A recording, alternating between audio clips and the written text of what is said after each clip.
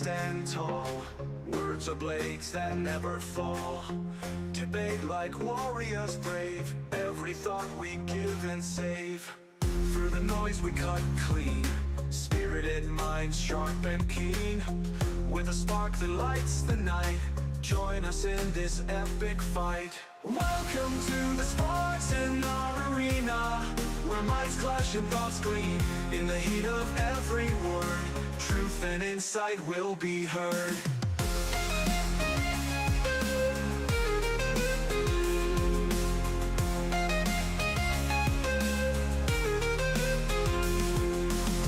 Buckle up and take your stance. In this arena there's no chance to escape the vibrant lore.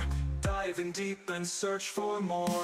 From heartfelt talks to fierce debates, we explore what fate creates. Side by side we seek the light. In the dark our minds ignite. Welcome to the Spartan arena, where minds clash and thoughts gleam. In the heat of every word, truth and insight will be heard.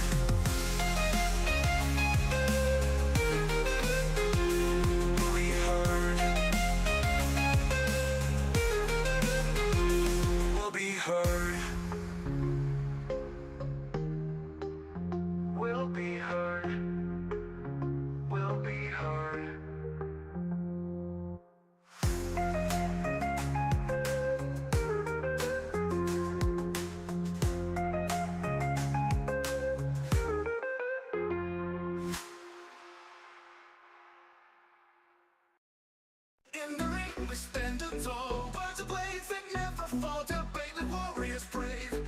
Every thought we give and save.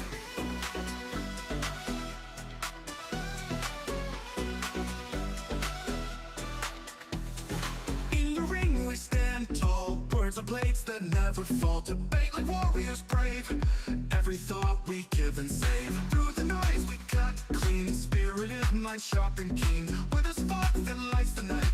Join us in this epic fight. Welcome to the Spartan arena, where minds clash and thoughts gleam.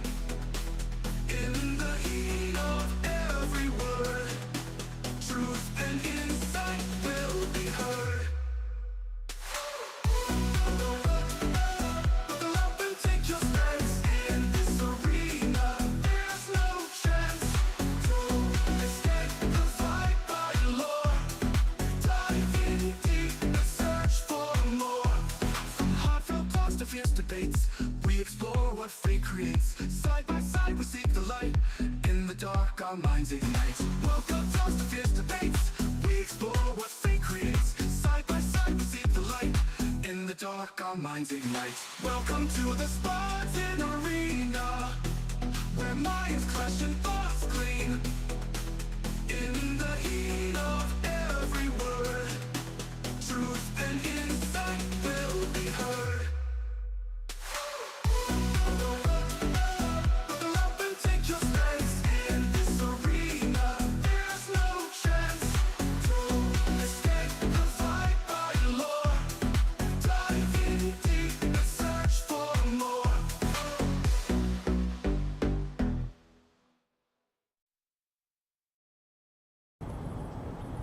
Spartans! What is your profession?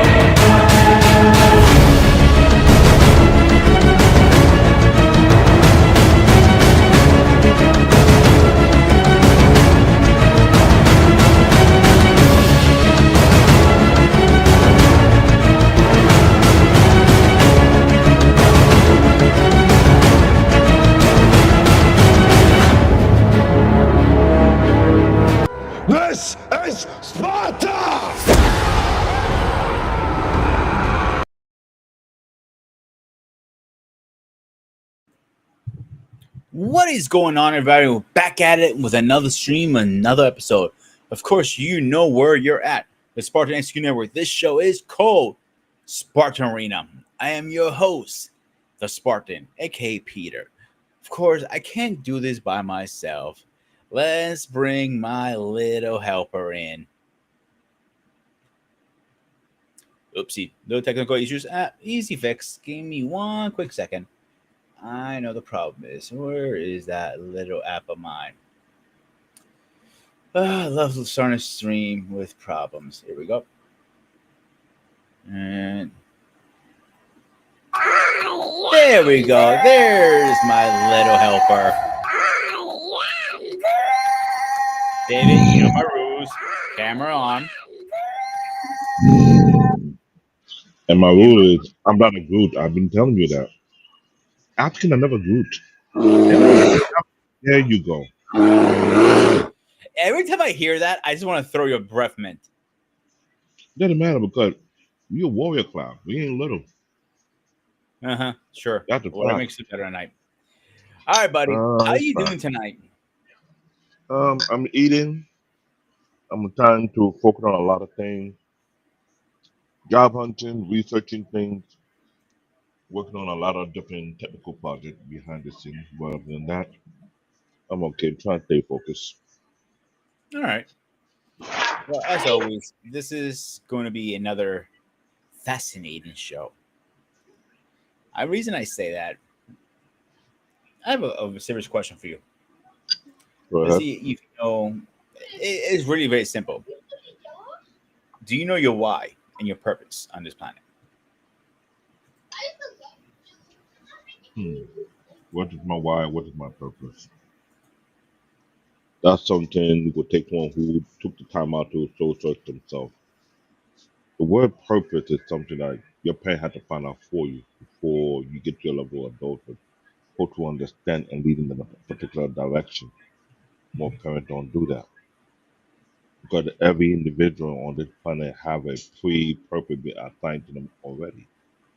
What is actual factual is that a lot of them don't live according to their purpose that be preordained or predestined for them. They live according to their own free will. So the question is, whatever you're doing, will it make your life happy or making you miserable?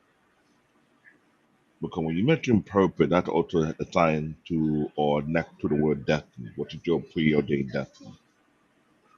This is why people ask the question, why if what I'm doing doesn't work for me? What am I doing wrong? What is my purpose? Because the first thing, as a parent, your job is to understand your children's destiny slash purpose. And your job for to not only usher them but guide them to the right direction. Now, everyone has their own free will. If they choose not to follow their purpose or their destiny, so be it. But you can't blame the person who's making sure you stay along the path that will pure their destiny for you. You want to do your own thing. So whatever you do in life, it's kind of like going against the grain. Mm-hmm. Yeah, you might be rich, you might be wealthy, but you're happy. Are you fulfilled? There are people chasing wealth, chasing riches, chasing glory, but are never fulfilled. And they are wondering why. Question to be asking is that their real purpose to begin with. The word purpose, I've been taught that since I was a preteen. And I realized it's not something, a simple conversation to get into, but it's much deeper than what people think it is. The purpose is always side by side with destiny. But wherever you know your destiny, you know your dark purpose, it was passed for the what lane it's supposed to be. Now, when you're in your divine purpose, then things start to get much easier as long as you stay steady and consistent with it. That also align with people's faith or their belief system.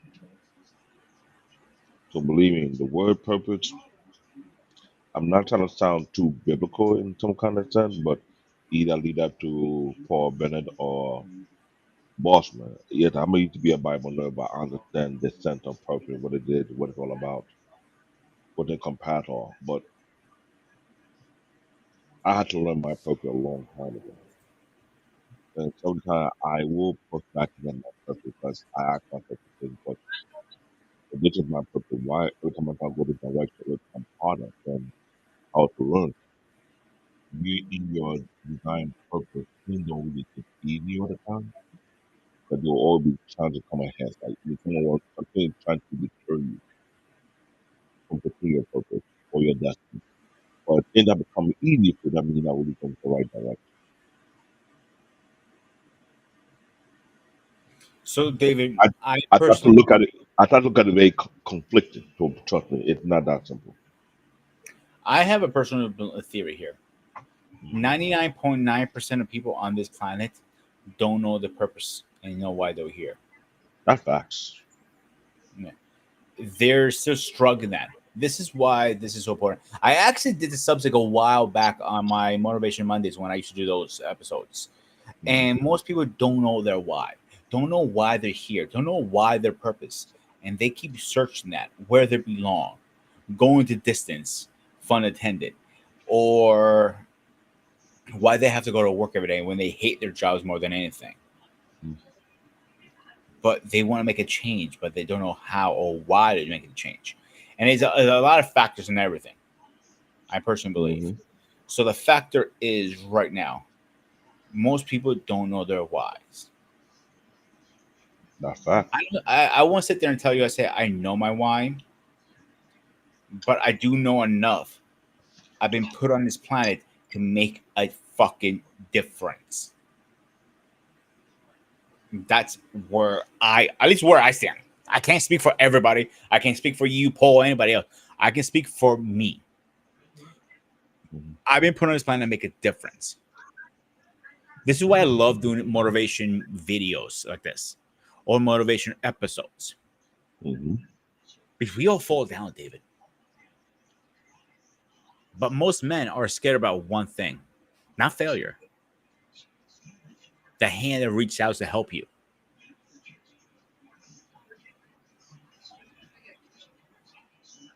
I wouldn't even say that way, but I'm not saying, whoa, you good? Because I'm not giving you mouth to no, mouth, dude. no. Pause. I was eating and talking, so Hey, pause again. hairballs get stuck in your throat, bro. I cannot help you on that one. Pause again. I don't go down that Hey, way. I don't eat cats. I don't eat dogs. what you do in your free time is your business, my man. I don't judge. You know that this is a free judge show and Cat, channel. ladies and gentlemen, they say we listen, we don't judge. That's cap. We do judge here a lot. Okay? You've reached your limit on talking. Shut the fuck up. Blade the middle finger. So motivation comes in its shape, a different shape or form. I'm sorry, you were going to say something before I being a smart ass. Go ahead. I apologize. No, what I'm trying to say is that I think when it comes to men, we have to be careful of painting a broad brush. I've been saying this several times. There are different group of men based on their upbringing, based on their life experience, but they don't all react the same. But they're the common denominator, something that assigned to their pride and their ego. There's a group who is not afraid of getting a helping hand, but they're afraid if that helping hand will lead to betrayal. There's a group that fear that getting a helping hand will make them look weak, that they have to do it from the mud. There's another group whereby they don't believe in receiving a helping hand, but they believe their job is to help others.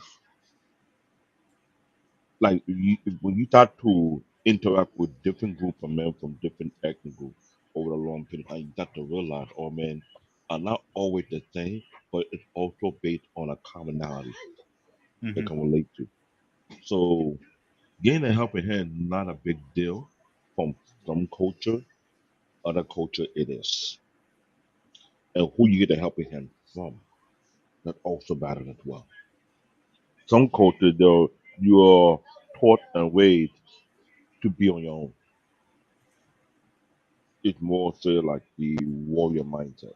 I can. That's why I say in Africa, I would say Africa is more of a warrior class continent. Either you like it or you don't. Because compared to China, Africa was doing the same exact thing the Chinese were doing back then. If you look at the history of Africa, the original name is not Africa, it's another name particularly, but it was actually 4 to 5 kingdoms competing Yeah, for if my sovereignty history over. corrects me right, David, Africa was the first continent that humans were actually born in. That is fact. But also, it was like a warring continent itself. It was no different from China. But Africa was also given a nickname called the Dark Continent for a lot of reasons. Like I said, compared to Chinese, Africa was more barbaric, a little more brutal back in time, depend on who the ruler was and what kind of mindset that person had. Was no different from the Chinese. The Chinese could be very brutal, very barbaric, depending on who the type of leader they have as well. When you look at history, what I did study history, every region in the world had at least 1 or 2 barbaric leaders who have a twisted mind on how to dish out punishment. So the idea, oh, we wasn't barbaric, BS, cut it out.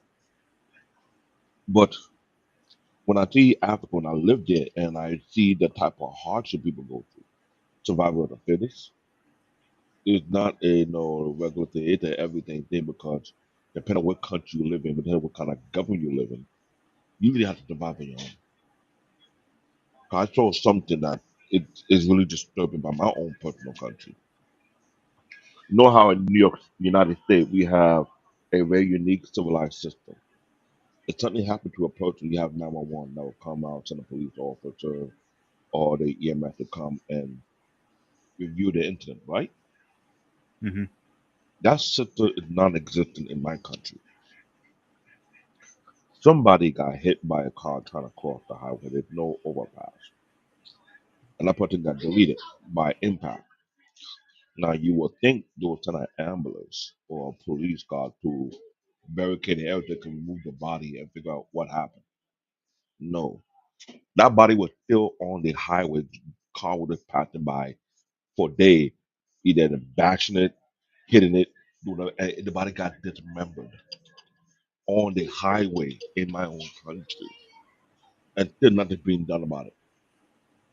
The commonality say that the common man means nothing to the Nigerian government, which is sad. So when I say it's survival of the fittest, I want them playing around. America eliminated easy compared to other countries where the government don't give to right at if you live or not. There are countries in this world where people wish the same system America have could be implemented over there so they be a little breath of air, at least a chance of survival. This is why I say Africa a world class people. You learn how to survive the worst of things. Wherever we go, we take advantage of any small opportunity we can get. No one would like to be under a vicious leader or vicious dictator who don't care but enjoy the suffering of the people that he rules. You're looking at the monkey in chief want to make himself like a dictator, but no one understands what it's like to live in the dictator country. I have. No one know what it's like to live in 24/7 fear. I have. Yeah, you have freedom of speech. You can say what you want. No one knows like to live in a country. There's no such thing as freedom of speech. I have experienced that. So when people want to talk that rah rah rah here, I say go to another nation and speak that rah rah rah, and hear a bunch of knock on the door, and you see people with masks coming to take you somewhere and teach you a lesson, or someone will snitch on you because you say something about the leader, knowing that there's a People don't consequences. realize one major thing: the rights we have here Hmm. is saying it's a rights. I disagree. I don't think they're rights. I think they're privileges because you go somewhere else like Africa, Greece, or whatever, Hmm. you don't have the same rights. Freedom of speech is not a right; it's a privilege. Um, the way things are going on, like even the freedom of bear arms, that is not a right; it's a privilege. Hmm. Because you get something stupid and you get arrested. Say you made a comment that it could be illegal or whatever the case is. You can make comments or can put you in jail, believe it or not. And you know I'm right, David. You're right. Now look at this. Now that you paint that picture, in those areas where you don't have the pillars here, what would be their destiny over there? Say that again. What would, now that you paint the picture about different environments, we have privileges in the U.S. In some countries, don't have no privilege. In place there's no privilege, what would that be that person's destiny or purpose? Would it be a civil rights activist?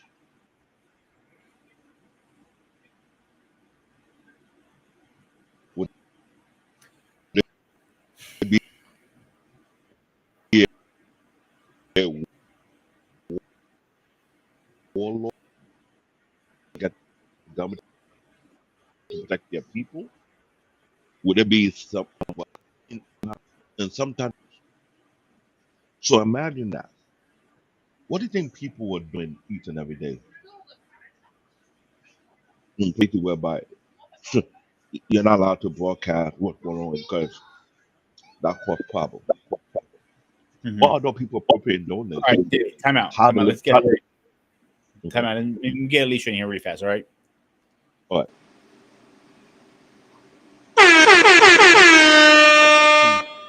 Alicia, what's going on? How you feeling? Hey there. Well, I'm doing a little better. I had a very, very rough week, but I'm getting there. All right. Let finish David finish his thought, Okay. and I'll get you in next. All right. Okay. Okay, go ahead. Finish what you're going to say. So when I put that, when I'm trying to paint that picture, imagine people purpose in other places that seem to be greater or heavier to fulfill compared to other folks. Every purpose are not the same. Every destiny are not the same. Some purpose might be lightweight compared to other people's purpose that be heavyweight. Maybe you put to link up with someone to fulfill that particular purpose or destiny. Hmm. Some people were taught their purpose due to their history or their lineage, based on a particular promise will be made on a particular tribe.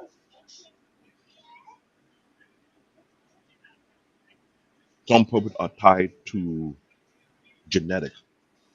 Some purpose are tied to this. When it comes to purpose, it's not that simple to avoid or to understand,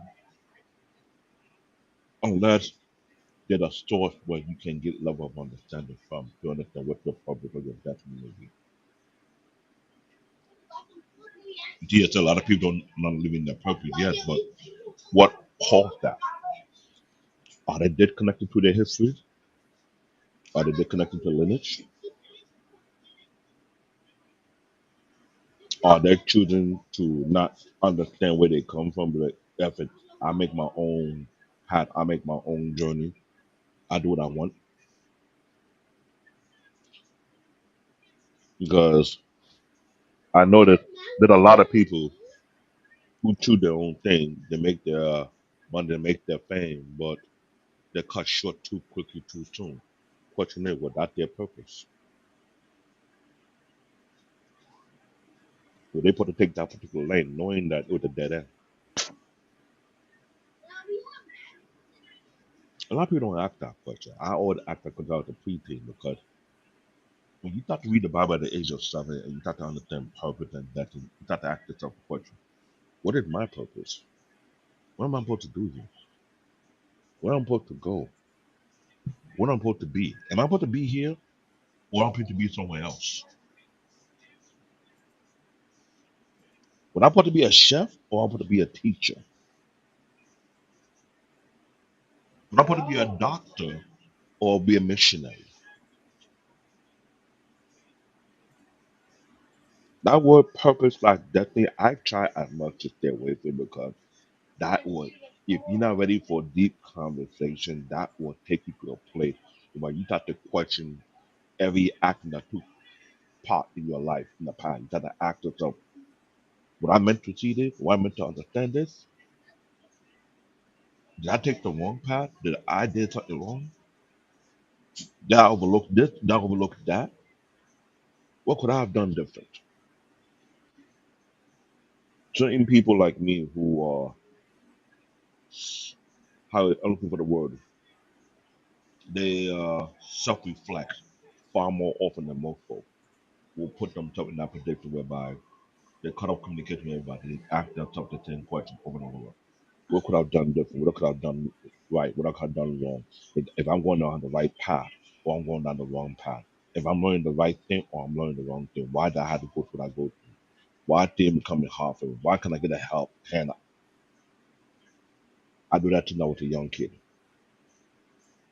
Not many people do that.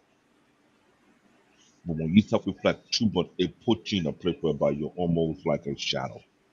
People don't pay attention because you're mostly quiet. You're not making noise, but you trying to look within first before you look outside. It's like saying you are an adventurer or you are silly trying to find your bearing, your compass, what direction you're supposed to go. If you're not able to understand the smell of the wind, the scent of the sea, know if you're going the right direction or not, then you have to make sure you double check yourself to make sure you're going down the right path. Today's society, no one knows no stuff reflection. Everybody go based on impulse or emotion and how I feel.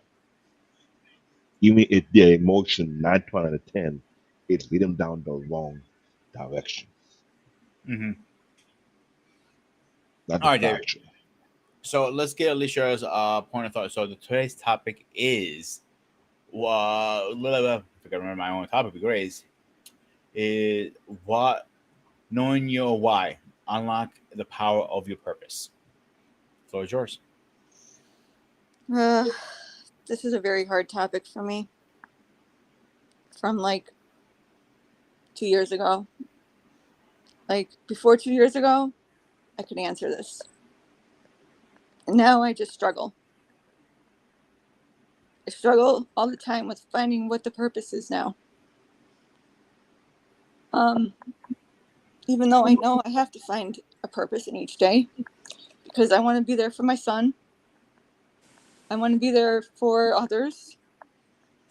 Um, and maybe there's other people out there too that are in my situation that are struggling to find their purpose because without myself finding a purpose every day, I don't know if I would be up and moving each day. So I know I have to find that purpose no matter what, no matter how hard it is, no matter what I'm struggling with, even though some days I just want to, I'm just going to say it, give up. And I don't want anybody to feel like this, but maybe there are people feeling like that. First of all, I'm cutting you off because you know I'm gonna rip your new one now. We don't fucking give up in this group. We do not I surrender. know. We do not kneel. We do not take one in the ass. No fun. No fun intended, David. Um, but you're gonna fight. We have this conversation. Shut up, David. I'm serious right now. Me and you had this several conversations multiple times. And how many times did I rip your ass apart? Mm-hmm. I know. So you bringing this up is time for me to give you a nice dose of the Spartan now. Mm, Or should I move on first? move on. Nah, I think I'm gonna rip your new one first. So, Alicia, my friend, sweetheart, cut that shit off. Yes, you're struggling. You're fighting. That's the thing. You still, if you have oxygen in your fucking lungs, you can beat this. The only thing stopping you is you right now. Do you know who's your worst enemy? Mm-hmm. Who? Me. There you go. Go look at that bitch in the mirror and tell her to go fuck herself right now. Because she's the only one who's gonna pull it. He's literally a little somebody's breathing on your shoulder. You can't. You don't know what it is, but it's a little like a tick almost. That's you. Right. That's you saying I cannot do this. You see Mariana over there? I rip her ass apart about this all the time. No offense, Mariana. I rip her. I rip Davis I apart too. know. That's why I Or say I do try to find the purpose in each day. that's one thing I will slack off on you guys because even myself, we don't know what our purpose is sometimes. I feel personally, I've been put on this planet to help people. That's what my purpose. I don't know my purpose. That's what I feel. Don't know that's what the big boss up there put me on the ground for, Hmm. or he just put me to just piss people off, one or the other. Who knows? But again, the point is, as long as you're part of this circle, part of this team, you will not give up. You will not surrender. You will not bow to this. Look at my mother, who is stage Yes. 3 colon cancer at 76. Right. Cancer, diabetic, heart blood pressure, pain in Right. my ass, overweight, back problems, knee problems. That's only some of them. Right. You have met my mother, and you know how much a firecracker she can be. Mm-hmm. So if she can beat cancer, why can't you?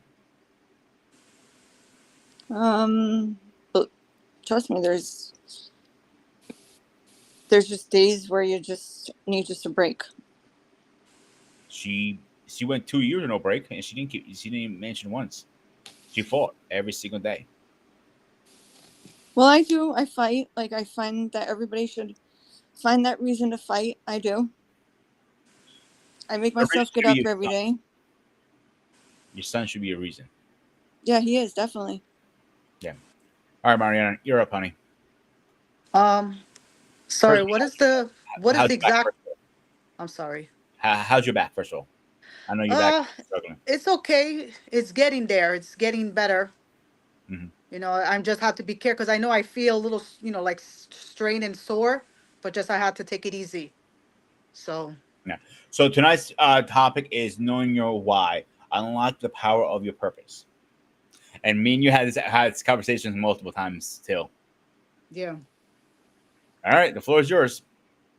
Why and what's your purpose? Hmm. Um, I mean, it could be. I don't know. Sometimes there's a lot of challenges in life. No matter what you face, sometimes you ask yourself, how I'm gonna do this, how I'm gonna do this. And sometimes you have a battle between Hmm. either there's a saying, there's like two battles in one inside of you. You could either do this or you cannot do this. Hmm. But you have to, snap out of it to say you could do this. Um, Sometimes you could be your own worst enemy if you don't snap, get it out of your head, whatever the case is. Um, Sometimes I even question. I don't, like little stuff because sometimes right now, what I'm in my 40s, I trying to figure out. I don't even, I don't have something that I wanted set, but sometimes it's always like some kind of a setback. Like like there's always something going on, and then you're trying to do something, but then you realize, okay, you're in the midst of doing it. And then because like for instance, I started my physical therapy evaluation, and then all of a sudden I was looking forward to my physical therapy, my first session, but then I got hurt recently. So I say, you know what, sometimes there's is always a setback, but I say, you know what, it also could be a little bit of a blessing in disguise. I had to take it that. So I had to take this as a grain of salt, realize, okay, this. Maybe I have to step back because I know that the things that I do, I overkill myself, meaning that I overdo things. I pushed over my limit. And then when you reach your limit and you do way beyond, go reach measures, whatever the case is, you need to like basically step on the brakes and stop. Like you need As to take. much I respect your work ethic, you know that we worked together before. Mm-hmm, Like even I was your mentor, if you remember correctly. I was your mm-hmm, teacher. One thing I have told you year after year after year after year, Mhm. Saying no is not a bad thing. Mhm. That's mean you know what you want in life. You're Mhm. motivated what you want in life, and you can Mhm. sit there and say, you know what? No, I'm not gonna do the extra shift because you're shorthanded. It makes no sense for me financially. Or you know what? I'm Mhm. tired. I need a day. Mhm. Saying no is actually it is towards a positive of no motivation too. Yeah. That's part of knowing your why. If you know your why, your purpose Mhm. is to be the best dietary chef out there. Mhm. You also need to say, you know what? No, Yeah. there's nothing wrong with that. Yeah. Most definitely. I mean, sometimes we're human beings, but sometimes we have to put a stop. Like you could do, but you cannot always overdo. Like, oh, okay, you asking this for one individual, coming from one individual, but then what are you gaining out of it? There's no, you're not gonna be, oh, you're not gonna get anything rewarded. You're not gonna get the satisfaction. Like sometimes you wonder, like little, like you could help. Okay, you help the ones who are the most less fortunate, who need the help. And then, I've been told, like I get told, I said, God's gonna bless you no matter what. But I say, look at this way, you are blessed to help others. That's what I always been told. You are blessed to be, here to help somebody. Then they say, oh, I'm blessed to have you. Like I've been told this from my father. I've been blessed to, help a sibling of mine. Yeah, I will say the ones I really care, I'm blessed. Hmm. That's more important. But work, that's a different story because that's come and go. Because I know that in the long run, because of what just happened, I realize I need to take a hold of me because I realize the more you push yourself, you can't satisfy everybody. And sometimes you're gonna get, whatever they could say what they want and talk all the negativity, whatever they want to say. I mean, we all do have a purpose, but you have a purpose. God has an idea in your whatever thought it is, whatever what is implemented in your mindset.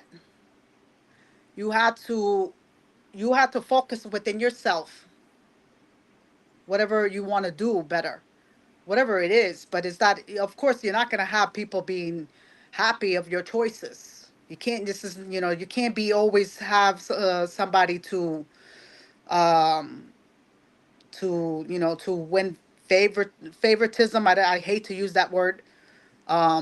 It's not something you want to, it's I just came, I know that we are here for a reason. Everybody's here for a reason.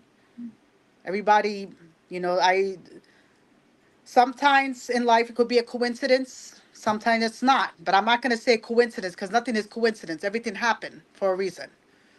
um but it's crazy because sometimes a lot of stuff that happens, I think maybe God is somebody's trying to tell me you need to stop, you need to take a hold of yourself, you need to take it easy, you need to be very careful because you don't want to overdo it.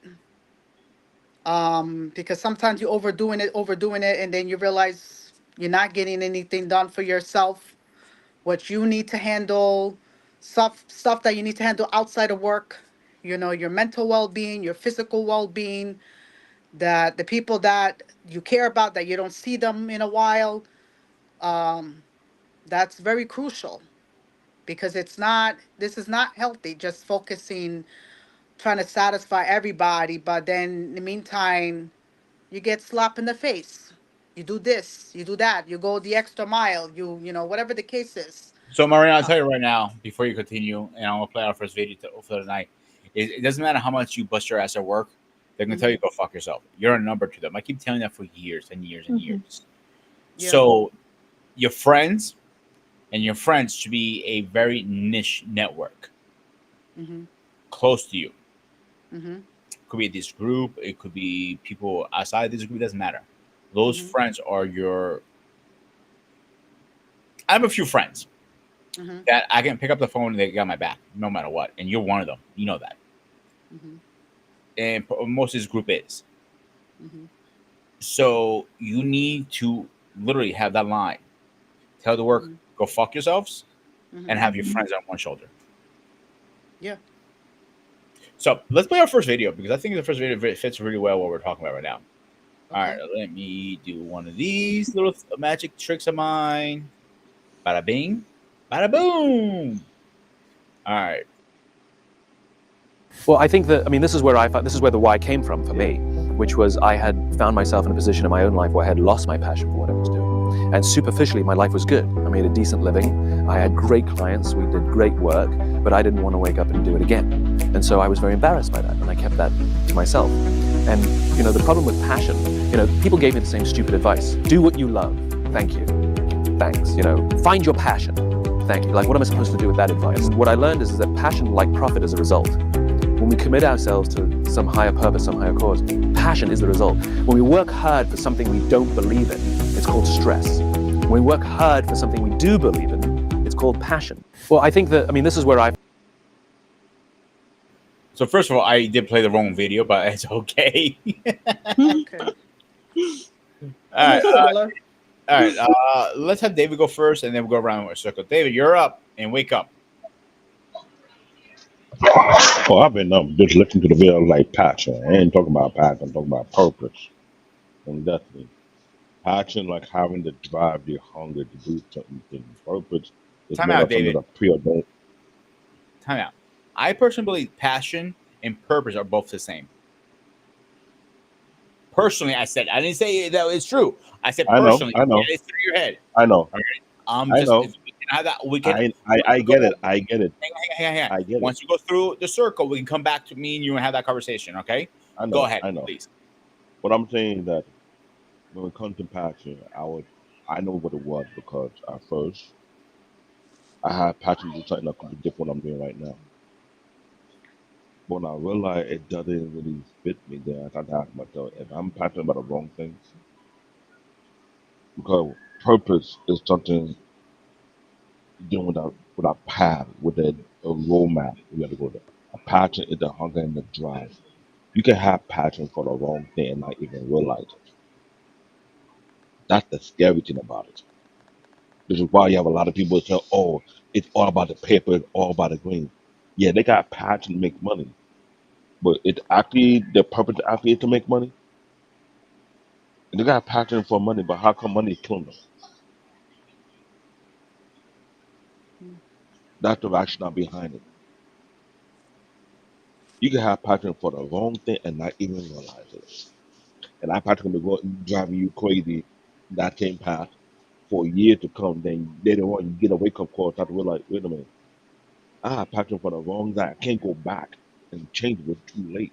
So how can you maneuver and get back on the right track? Which in some places it's hard for folks.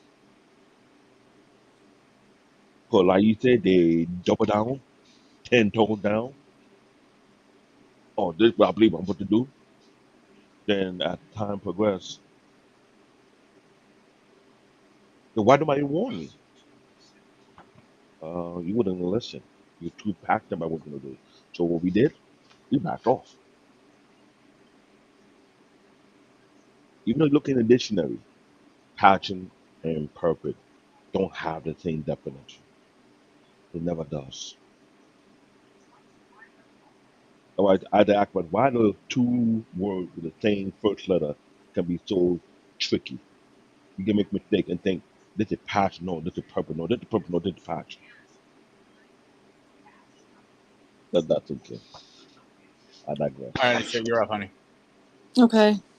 So I agree, though. I think that passion and purpose do go together because I feel like for the the biggest part of my life, my passion was children, teaching them, learning, helping them to learn, being there for them. And that was a purpose that drove me in life, like to where my life was around doing anything and everything I could for children. Even even when I left teaching, I started my own tutoring business because I still had that passion and that purpose to work towards something related to children. Um, and I guess going forward, right now, like I feel like my passion kind of diminished, which is probably why I'm having a hard time finding purpose because I had to leave my career working with children and families. But and I feel like just passion can be a great purpose for you to want to do things what you see yourself doing in life. Um, and I just feel like I got to get a passion back maybe, and that will find a bigger purpose for Maybe myself. kicking the ass will help. Like I can volunteer my foot to kicking the ass. It makes you feel Yeah, better. I'm sure you could. All right, Mariana, you got the floor. Okay. I would say passion and purpose go hand in hand. Passion is something that you really forward for, like something that you desire, that you all in with all your heart.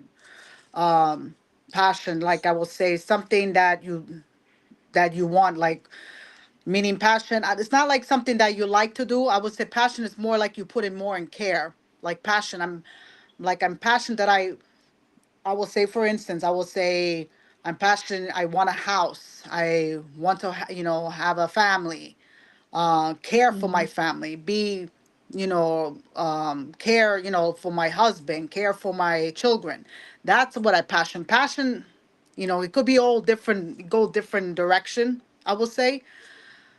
And purpose, that's what, God has, everything has a purpose. We are here for a purpose. We're not everybody's here to, we born once, we meet somebody or whatever, and you're meant to be with somebody, and then, I'm not gonna say the word because I'm very, um I'm not comfortable with it, I will say. But I know that passion and purpose, we all, we have everything. It's not what you do. It's something that's more personal. The one, as I say, more that the people you care, the ones you help, the ones you have their backs, the ones that you devote, the ones that you always gonna give them advice to look out for. That, to me, that's passion. That's a purpose. You always have to, like, guide them. Like, it's there's a reason for, as I say, like, I will give advice talking to my siblings, and I will tell you my input. And then sometimes I will say, sometimes in life, let's say if you don't like what you're doing, you need to figure out, you need to do a lot of deep soul searching, I will say. Because some of us, trying to figure it out, some of us don't even like what we're doing. I'm not going to deny that, because a lot of it is not like, it's not the end of the end of the rope. I'm trying to figure it out. I don't like what I'm doing. I hate what I'm doing because it's very frustrating.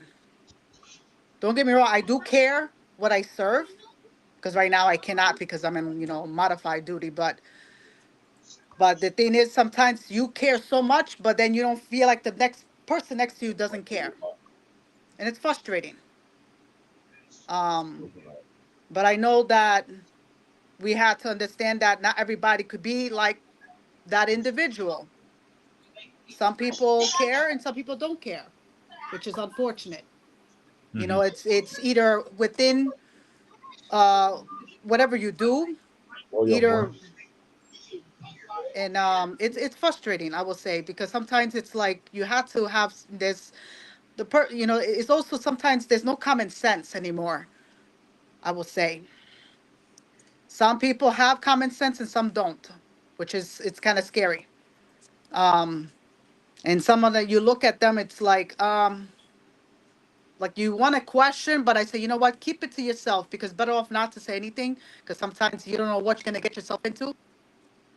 I'm talking about in general. like in, let's say, uh, when you feel frustrated, and sometimes, that's why it's you. Everybody has a purpose. Everybody has a passion, but it's more passion is more for caring. Um, Sometimes I'm talking about like in general, like I'd rather say it to a dear loved one or friend Mariana, than you're breaking up again really bad for some reason. I'm really breaking up. Really? Oh, no. Give me 1 second. I'm gonna have to come back. I'm gonna have to. I forgot to put my little fan behind it. That's why I feel it's hot. Can you hear me now? No. Nope, you're I'm breaking up. gonna come back. I'm gonna come back. All right. All right, David. Me and you are gonna have a conversation, buddy. Now, so you think passion it has nothing to do with that, right? With purpose. What I'm saying, it's not the same thing. I So even give you a share. I even share your screen to put my yeah, because I did. shout out If you to want me to share, Tiki. I'll share it now. Shout out to Tiki Banter. You always say words have meaning. Core definition. Look at passion. It's an intense emotion or enthusiasm towards something you enjoy doing or care about deeply. Purpose, your overarching why, the reason you exist, the meaning behind your life or work. Nature. Passion is emotional and personal. Purpose is physiological and service oriented. Passion on focus is what excites and energizes you. Purpose is what gives you life direction and fulfillment. The origin of passion it often comes from personal interest, or talent.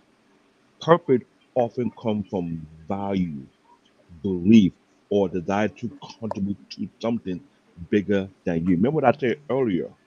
When I said your history, your legacy, your inheritance. I was mentioning things that come with a deep rooted history. That's where purpose comes from. I was taught this since I was little. You cannot confuse passion with purpose or purpose with passion. You can miss it. It's like taking two different wires in a car. You want to charge your battery, you put the wrong wire in, and you know what happened when you try that. So here's what I will tell you why I think you're wrong. Okay. Because, and I don't care what that says to be honest with you. Because if you don't are passionate what you do, you cannot find your Mhm. purpose. Most people can't find that. So that's why I personally think they're both combined in one. I know definition has completely something else. Like I know. most people when they go to college, they're passionate about tech, being a teacher, Hmm. being a chef, Hmm. be whatever. So yeah, as much I can't stand my job sometimes, I still do love cooking food. Hmm. So that is a part of my passion and finds out my purpose. It goes And, hand to and hand to hand. So that's my personal opinion. I'm not saying I am 100% I right. and I and I get it, and I get it because here's the thing with passion. Yeah, passion is always tied to your personal interest of your talent, right? You can have passion for tech, right? While the passion still there, but going down the line, your passion can end up changing. To, you know what? I don't have the passion, but I'm gonna do this. Is what my passion about. All of a sudden, you take a different turn in direction I wouldn't do that job anymore. in that is a lot of people in today's society. They go based on what they feel, personal interest, or their hobby or talent. So when you have passion, yes, you can follow it all you want. But at the same token, is that passion consistent? Purpose, when it comes to purpose, there's a level of consistency behind it. Passion is all about the hunger and the drive. But once that change, you're not going another different direction. I was taught this from youth, and I questioned it when I was young until I got older. That I started to realize I understand what they were telling me. You know how you're a young knucklehead, you have like what they call a snap turtle. You think you know it all, But when life experience hits you, then you start to understand why there's a difference between both. Yeah, I'm not arguing that one When I was bit. when I was young, I didn't believe they were different. I think they're all the same. Until I start Mhm. to understand deeply, it's not all the same. I may have the passion for something, but if it doesn't fit my purpose, I'm wasting my time. Even dimension, passion is all about feeling the adrenaline rush that get you when you're deeply immersed in something you love. Painting, coding, football, cooking, music, etc. Purpose is about meaning. It's like the towards what matters most in your life. And I'm not arguing that, David, because People who have and here, people who have no, here, but here it is. People who have purpose, but here it is, are disciplined. They're not quitters. Regardless, here's they the don't thing, like David. it. Like, if you might hate your job, but one thing everybody's passionate about is money. So that might drive you to have your purpose in life. And like, there's so many different ways to have passion into a purpose. You have to break it down in different ways. Like, your way is different than my way, or versus Alicia's, Wally's, and Mariana. Wally, I get you in here in 1 second. Give me a minute, bud. So, they're all different ways. Because you Hmm. don't agree with it, it doesn't mean it's not there. Like, you have at least three people on the panel right now will tell you you're wrong, and then it's fine, and we're fine to disagree. I'm not saying I'm forcing you to see my way. I'm not saying that one bit. You have your opinion, and I respect that. And I'm explaining you my theory Hmm. behind it, my way of thinking. Like, it doesn't matter if it's my job that I hate sometimes, but it's money coming out of my there, and they'll go like, well, money is a purpose for getting nice stuff too. So it goes hand in hand. You know what I'm saying? So it depends what it But is. what about those I who would totally agree with that. what Say that again. I get it. So What about there's those different who don't ways. have passion but they have discipline? I get it, but there are people who don't have passion but they're disciplined about something, and they'll tell you this is something that's been passed down from me from my Absolutely, father and that's my another good grandfather, example. and Bible that's builders their are purpose. a great example. Bible's a great example how disciplined you have to be, a passion and love, Bible building and a purpose. That is a great example. UFC fighters, wrestlers, it takes a lot. They know their purpose, or their passion is that sport. When they make it, they know their purpose. Maybe not 100%, but that's what they feel at the moment. I think the purpose changes Now over that time. and that's what I would differ because when I look at MMA, UFC, and these fighters, right? Yeah, they have passion. But I look at a particular style like Shitu Karate that was passed down from generation to generation. That wasn't passion. That was purpose. That was the destiny. That was something that was handed off to the next generation. It had nothing to do with passion. They come with a level of discipline and dedication. That's how I know that's the path passion. Living in a country like Nigeria, you'll find people that say this happened passed down to me by my grandfather because he let me and my father know no one should deter from his path. They have been destined to their lineage. They have other passion. They will entertain their passion, keyword, and entertain their passion, but stick on to their purpose at the same time. So what I'm saying, passion and purpose are not the same thing. You have to be very careful about it. All right, let's swing back to this. Let's get Wally first, and then Mr. President. All right, Wally, you're up, my man. Okay, so what is this topic right now we're on? The show's topic is knowing your why Well, we know unlocks the show power. topic, but I'm saying what Oh, ideal frame are we on right now? me and David are going back and forth between purpose and passion. I think it's personally are both together. They motivate each other. So you say they go hand in hand, and David's Yes, saying that they don't go hand in hand. correct. Really? Okay, interesting. Because okay, that's why I was asking a little bit because I was asking, what do you mean? What elaborate on passion for the wrong thing? Because that's one thing. I wanted to elaborate on, but then I'll ask that on a different notion later. But Okay. well, for my thoughts, do I believe that passion and purpose go hand in hand? The answer for me is yes.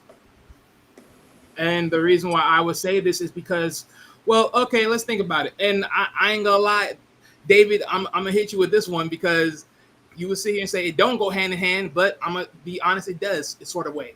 Because I'll say this: what got you into tech?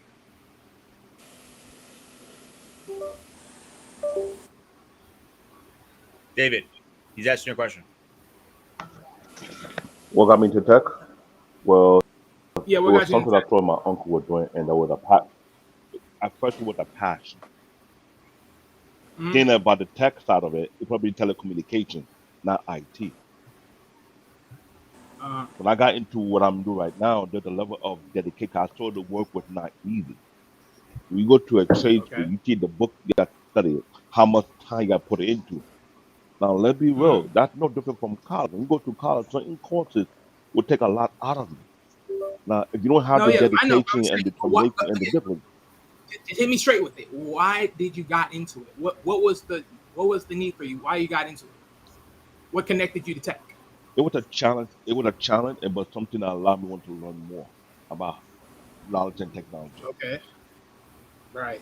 At first, I thought it was a passion, but it's more of a purpose because there's time I wanted to quit doing this time.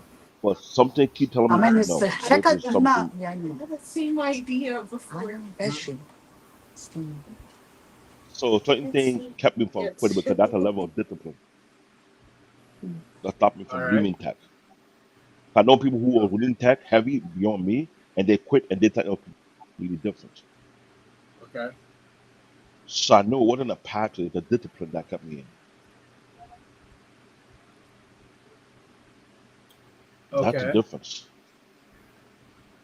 Well, I'm not really. I'm not. Again, I'm not really asking you the difference. I'm really asking you what got you in it. But here's my point. My point of matter of fact is, okay, at a time you had there was a point where it started as a passion, then eventually it started as a consensus of purpose for you, one way or the other. But my thing is, at the end of the damn day, you still have both of these two components that drive you into your life when it came to tech.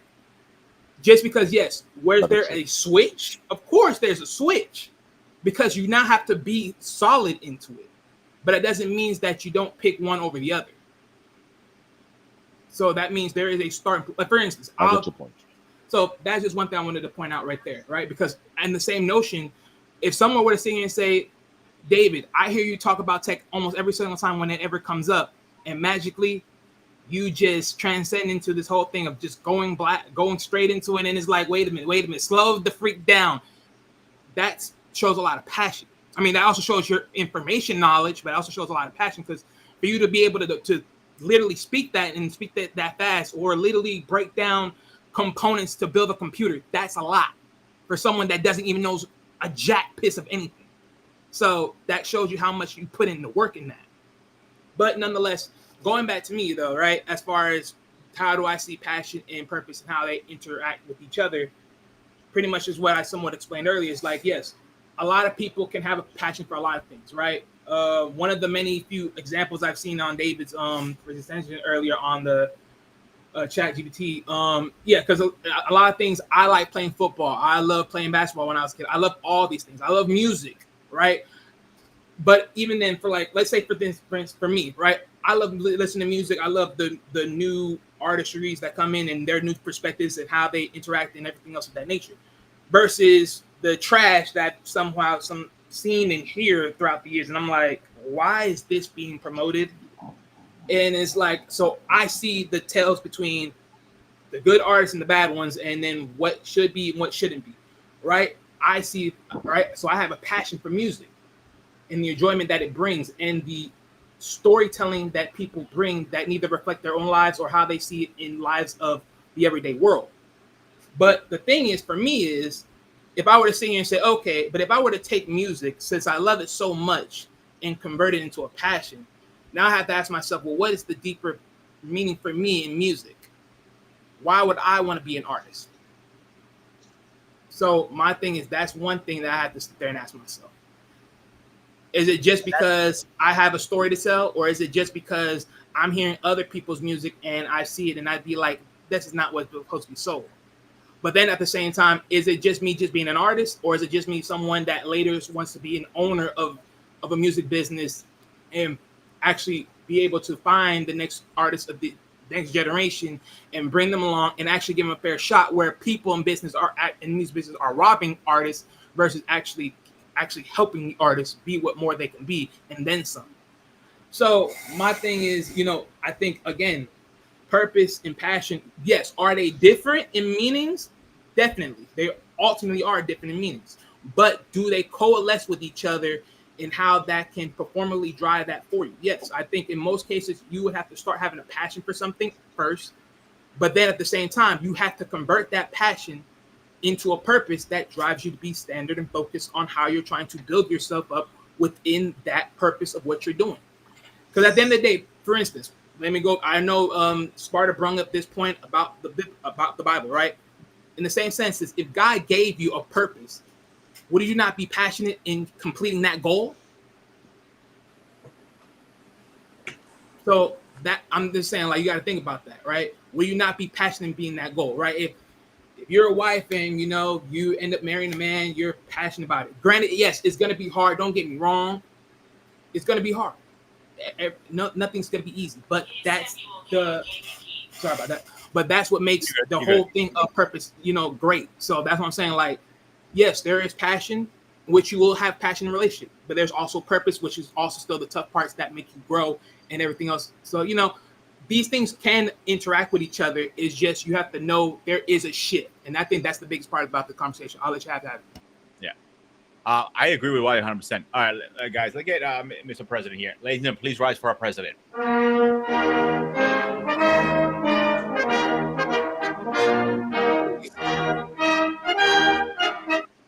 Mr. President, how are you doing tonight? You're muted, but you're muted. Can you guys hear me okay? Yes, nice and clear. Okay, cool. Yes. All right, good evening, Right. everyone. All right, you're up. Go ahead. What you got on this? On frame it for me, please. All right, so we started with the opening topic is knowing your why, unlock your power of a purpose. Me and David are disagreeing on purpose is the same as knowing your why, in a certain way, in better terms. Said purpose is knowing your why. Your purpose, your being driven is also your purpose. Is both going hand in hand, in my opinion.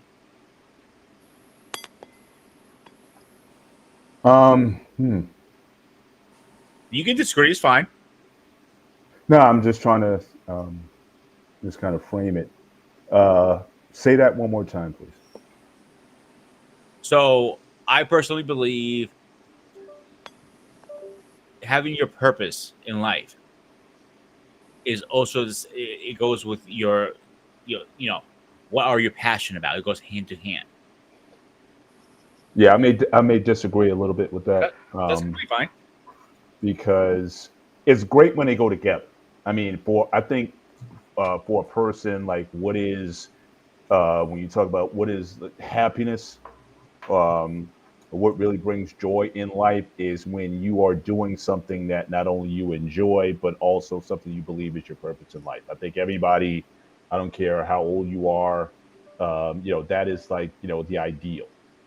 You have a lot of people who might be in careers which they may even be good at, but they find no lasting value in what they're doing, but it pays the bills. But nevertheless, though, they pursue it because again they have the aptitude to do so. And then you have people who pursue a lot of passions, a lot of things that may bring them some short term pleasure, but what's the end game? You know, and also, I think when you're talking about what your purpose is, again, just philosophically for me, I think a lot of your purpose is also tied to how does this affect the people in your life? You know what I mean? Like, what is the you? I can take a lot of joy and passion about video games, but how's video games going to help somebody else? How's me playing video games successfully going to help my family, my wife, my kids, my dog, the people around me? who's going to benefit from me doing that?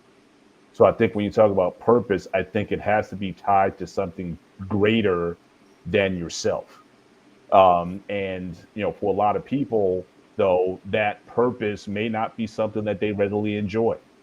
So again, I think you were talking about scripture earlier, whatever. But I know a lot of people who are in ministry, for example, who never wanted to be in ministry.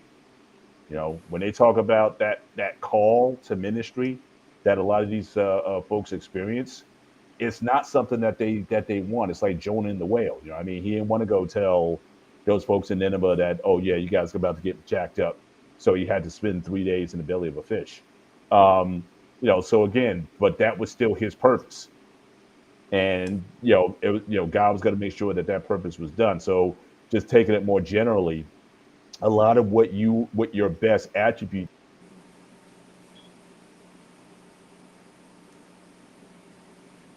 are. I know a lot of people frustrated with, should I be doing this? And then something comes up or whatever that reminds them, okay, now I realize why I'm doing it. And they say oftentimes heavy is the crown that a king wears. Again, it's like you think being even president, regardless of who's in office, there's going to be days where it's like, why did I sign up for this job? There are days you may not like it all the time, but then there's always going to be coming back to, you're reminded either by circumstances or people in your life or whatever as to why you're doing it. You know what I mean? So I don't think necessarily passion and purpose necessarily go together. It's great when they do, but a lot of times they don't. And for that very reason, I would keep them a bit separate. But I think purpose has certainly much more long-term implication, not only for the person but for the people in their lives. Basically, you're talking about what your legacy is, what you want to be known for, what you want to be remembered for, and like I said, the impact that you've had on the world, more so than just those things that just bring you joy. I may like music, I may like whatever. Like I love, and obviously I love training. Well, actually, I don't love training. I'll take that back. I'm not a real fan of training at all. But at the same time, but where purpose is, I'm also a teacher, and I know I certainly get a lot of benefit out of helping people, training others.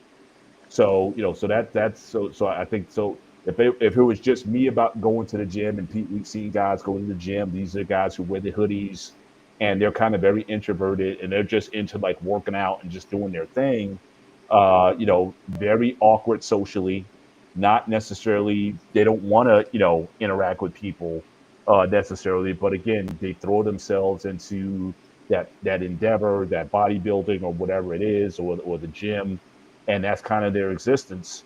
But you have others who think that, look, I have a skill set. I think that people can certainly benefit from that. I think I'm pretty good with helping and coaching people. So again, it still ties back to people.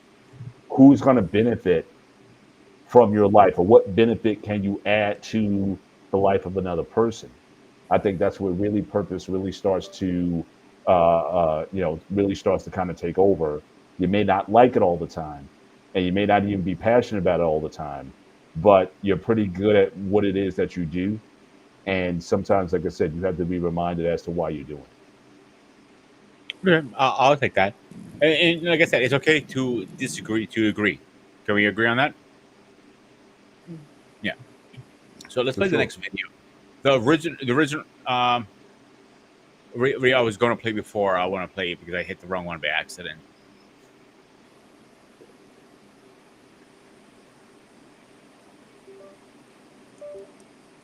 I can teach you a fun way to find your why right now. It's called a friends exercise. Ask them this simple question: why are we friends? And they're going to look at you like you're insane. And they'll start describing you. I don't know, you're always there for me, I trust you, I like you're good to me, and you play devil's advocate. That's just the definition of a friend. What specifically is it about me that I know you'd be there for me no matter what? And they'll go through this a few times. They're going to hate you. It's going to hurt sometimes. Don't help them. Don't let anybody help them. And eventually they will give up. And they will start describing themselves. And I got goosebumps. In fact, I'm getting them right now. what they will do is they will put into words the value you have in their life, and you will have an emotional response. You will either well up with tears or you will get goosebumps, and that's how you know you found your why. I can teach you if I'm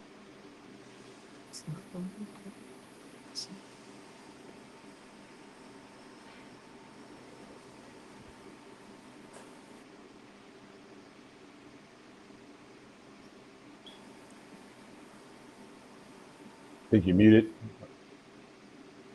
Peter, you muted. I'm here. I want to know who would speak I'm on muted. this one My bad. because Yeah. Go ahead, David. now I'm glad he said what he said, because I have that crossroad moment when I asked a particular person a decade and a half ago or two. That thing kind of question: why are we friends? Why are we here? And this is something that I'm trying to teach my kids, to be careful who they pick as friends, because this is something that I've seen in my country. Oh, this is my best friend. This is my best friend. But that same best friend try and take your life. That same best friend try and take your husband. That same best friend don't like the fact that you're getting promoted. That same best friend don't like the fact that things going well with you, but it's not going well with them. In our country, they tell you, be careful who you surround yourself with. You never know who is leeching off you, who's willing to take you out, because they're sick and tired of you being successful. Now, let me tell you this. I know the background noise, but I'll continue to talk. I have a friend back in high school who I have too much respect for. He came from a very prominent family. You know, I came from a prominent family, but my family is not just like his family. He told me his dream. I told him I would hold him accountable to it. That you better fulfill that dream until you want to fulfill it.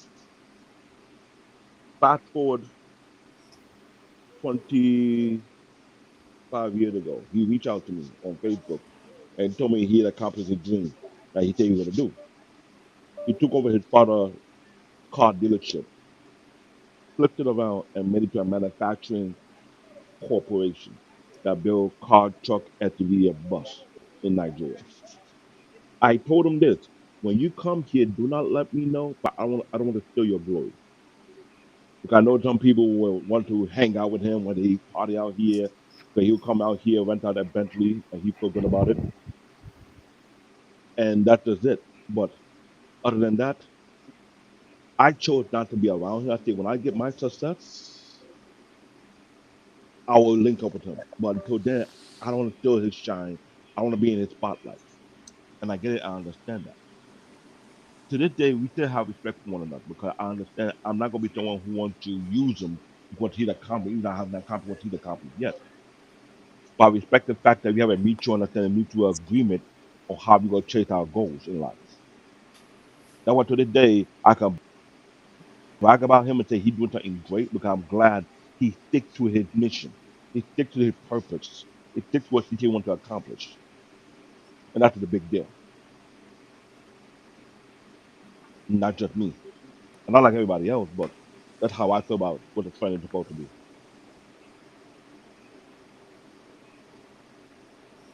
Alicia? So this is actually something that I've been going over with actually my teenage son too, because we're in the midst of friends, hating friends, doing this, all this drama between friends, and we're actually in the middle of talking about what does a friend mean. Um, and the biggest thing I say to him is, you don't have to be friends with anybody. With you don't have to be friends with everybody, but you will not be rude or mean. There's a such thing as being civil, even if you're not their friend. Um, and for me, I mean, I've gone through many, many friends, and I know who's stuck by my side and who means what to me. And I have a small circle right now, but I know that those people know why I'm their friends, and I know why I'm friends with them. And we can all just come right out, and we don't even have to say why we're friends anymore. we each know what each person brings to each one of us in our lives. And I just hope that, again, young kids, my son included, grow up to learn what friends are and who to keep in his circle and who to not keep in his circle, and just have friends that mean something to him, because especially teenagers, it's difficult out there with bringing the wrong crowds into each other's lives. So I just hope learning in life, you know what a true friend is. Mhm.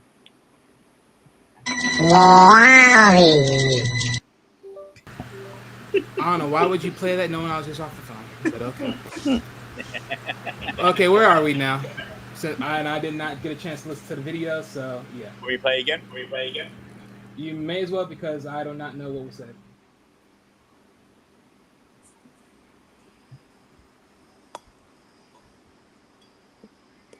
I can teach you a fun way to find your why right now. It's called the friends exercise. Ask them this simple question: why are we friends? And they're going to look at you like you're insane. And they'll start describing you. I don't know, you're always there for me, I trust you, I like you're good to me, and you play devil's advocate. That's just the definition of a friend. What specifically is it about me that I know you'd be there for me no matter what? And they'll go through this a few times. They're going to hate you. It's going to hurt sometimes. Don't help them. Don't let anybody help them. And eventually they will give up. And they will start describing themselves. And I got goosebumps. In fact, I'm getting them right now. What they will do is they will put into words the value you have in their life, and you will have an emotional response. You will either well up with tears or you will get goosebumps. And that's how you know you found your why. I can teach you a fun way to... All right, go ahead, Wally. What is the base idea or question wrapped around this? Just want your opinion on it. Okay, so just my opinion.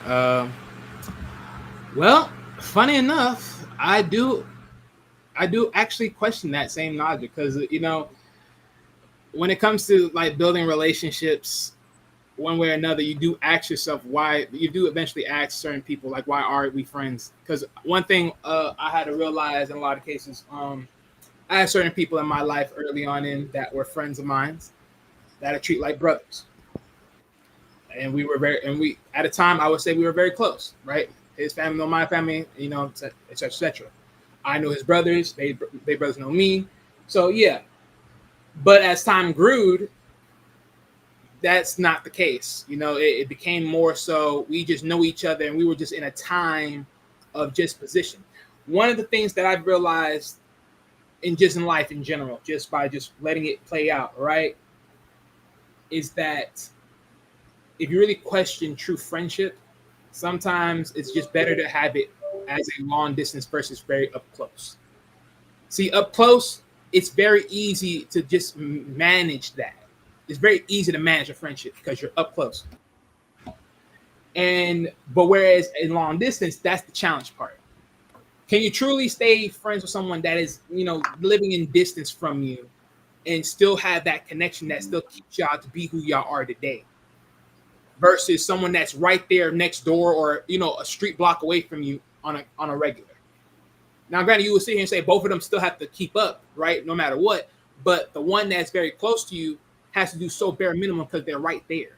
Whereas someone else that's far away from you has to do a little bit more. But notice one thing, usually the ones that are a little bit more farther away are usually the ones, at least for me, that are usually the most consistent versus the ones that are farther away. Because now, what my life ended up showing me as I end up moving and leaving the old home that I once had as a child, I moved on. But all the friends that I so-called had, they upped and forgot about me. It's like no one even bothered to ask, well, what happened? Why did you move? This and this, whatever. I'll reconnect with these people. They just act like it was a brand new day. It's whatever. And whereas for other people that I was friends with in school, but we live in distance from each other, those people in my life, respectfully, at least this one person in most cases, well, a few, have kept in touch. But that's my whole difference. Is like, I think there's a lot of ways to really question who's really there for you and who ain't. And I think sometimes distance is one of the many keys in some cases, formats. and in other cases it's just who's really putting that work into who you are as far as a person on an everyday basis, who's really challenging you to be more than what you really are. However your friendships are built, right? But a lot of old friendships that I once had end up showing me that they weren't friendships. We were just friends because of where we were in a very controlled environment. But once I got out of that controlled environment, I realized I have less than what I really had. So for me, just based upon my life, based upon that question, what that shows me and how I'm hearing it is, yes, there is certain ways to really navigate certain friendships, but it's all depending on how do you question it, and then how does that response interact with where your headspace is, or with how certain people are telling you certain things. Because granted, yes, you can hear a lot of things what certain people say, and it may sound good at first, but it doesn't really shakes you enough to really you know get over. Because anyone can say something simple. We're friends because we know each other for a long time. We're friends because we play ball together. Whatever, some simple shit. But reality is that's not what really builds up a true friendship. Those are just stationary stuff. So yeah, that's just Hmm. something. Mariana, you're up. Okay. I will say for having like a true friend in your life, I mean, we go through a lot of phases in life from, when you go to school, from the time you're a child, as years go by, from a child to a teenager to adult. You know, when I was a child, I thought the friend I have will last for a very long time. But I realized, everybody go different directions. Not everybody could be in your life the same way, or because everybody go on different pathways. Same thing, after from, as as years go by, teenagers. I didn't have a lot of friends as a teenager. To believe it or not, it was nothing but a lot of drama in school, a lot of gossiping, I will say. That's why I avoided all costs. Sometimes it's better having a smaller circle, not dealing with such a huge circle. Like it's better off you have somebody that you're close to, but also depend, like depending, like the basically depend on, like that okay, I could talk to you, I could vent. Friends that like what is that noise? I'm sorry, I thought I'm hearing sounds. I'm sorry. Um, You're not the only one. yeah, I thought I hearing. Yeah, I thought I heard something, but never mind. Um, yeah, it's just sometimes it's also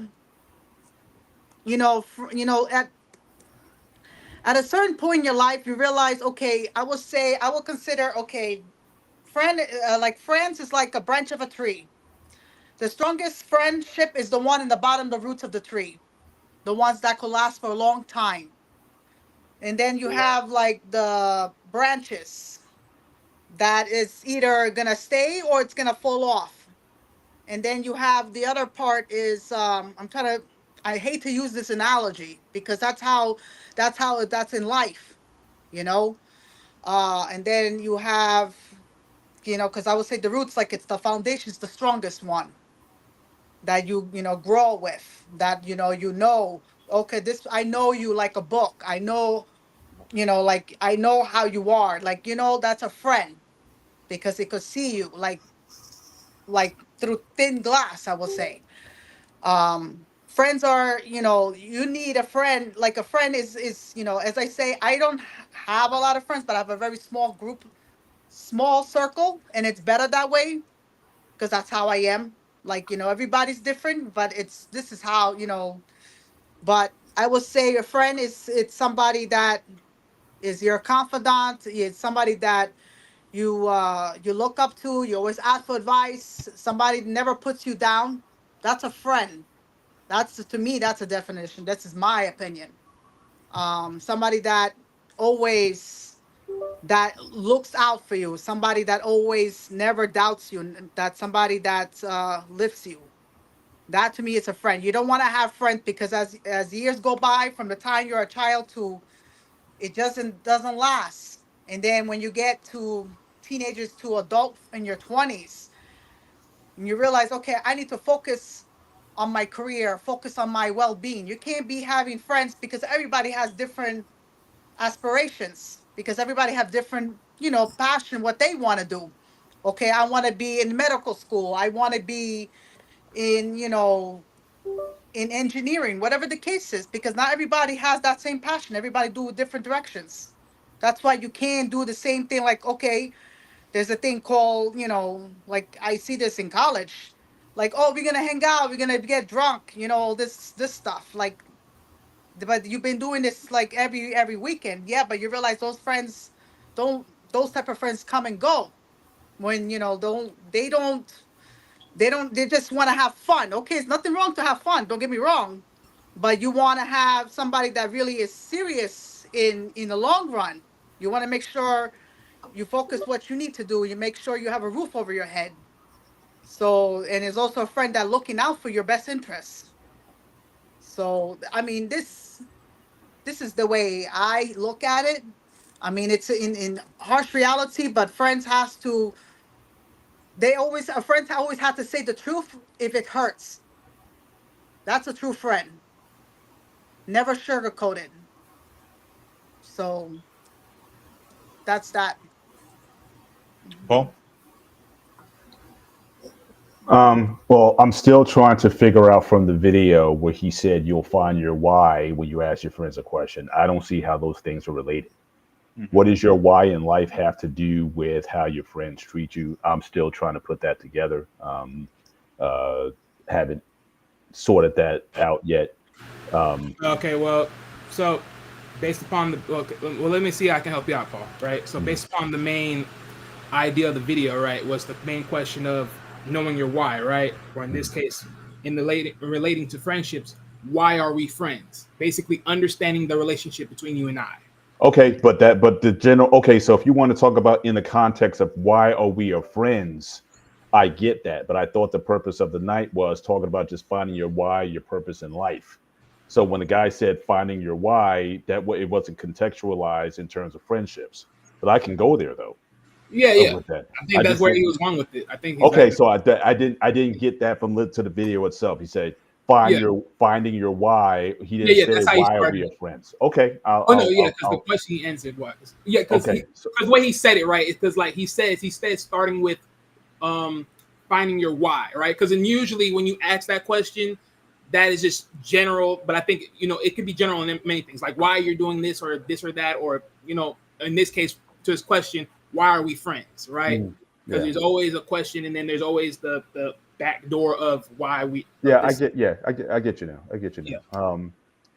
Uh, I find it interesting this question because just from what I'm hearing about people, um, from the people who spoke, I'm hearing that you're defining friendship in regards to how that person treats you,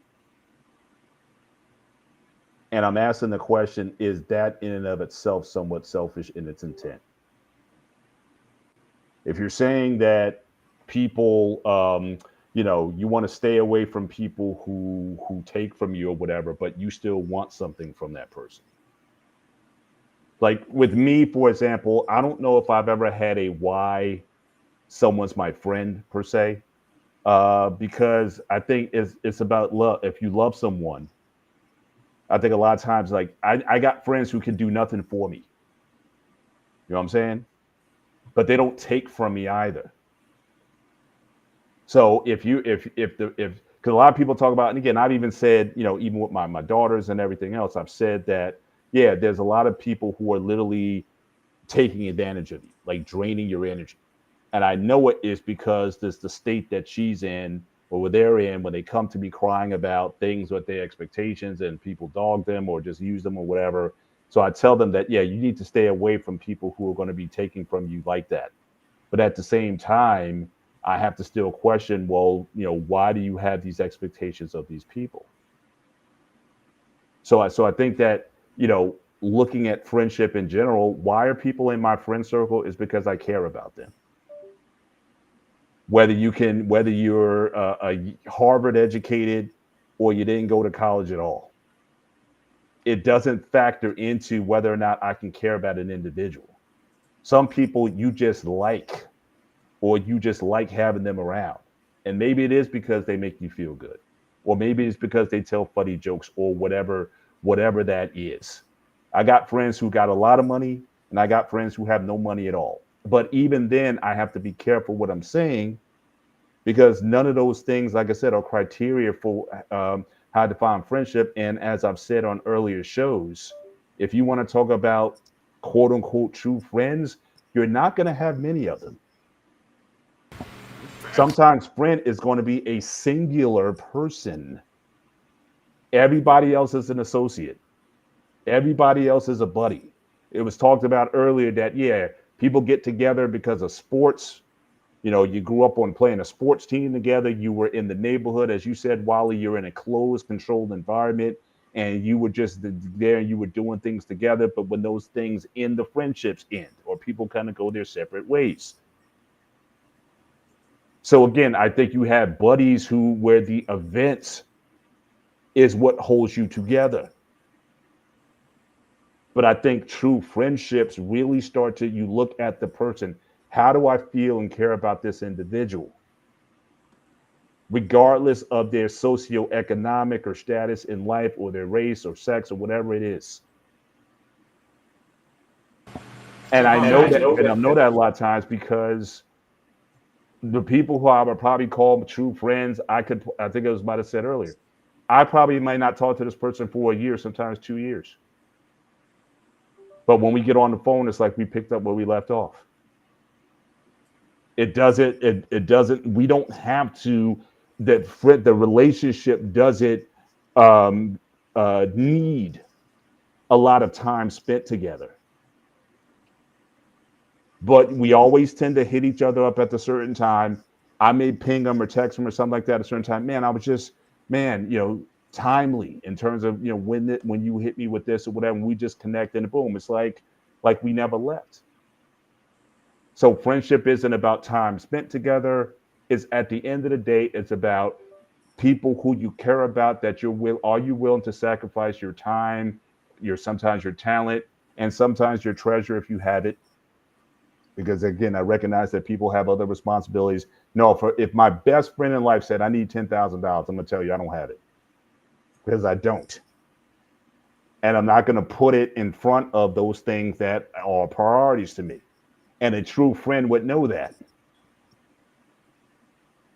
They said true friends don't get jealous when you were boys, but then you met a girl that you're actually thinking about marrying and wiping up. You don't get jealous over that because you know that in life that is a natural progression in life. Yeah, I want the best for you, even if that means that we're not going to spend as much time together. That's why a lot of these women, when they get together and they talk about their hot girl summits and stuff, and it's like, boy, I got to be my man and my husband or whatever, and they talk about, nah, forget him.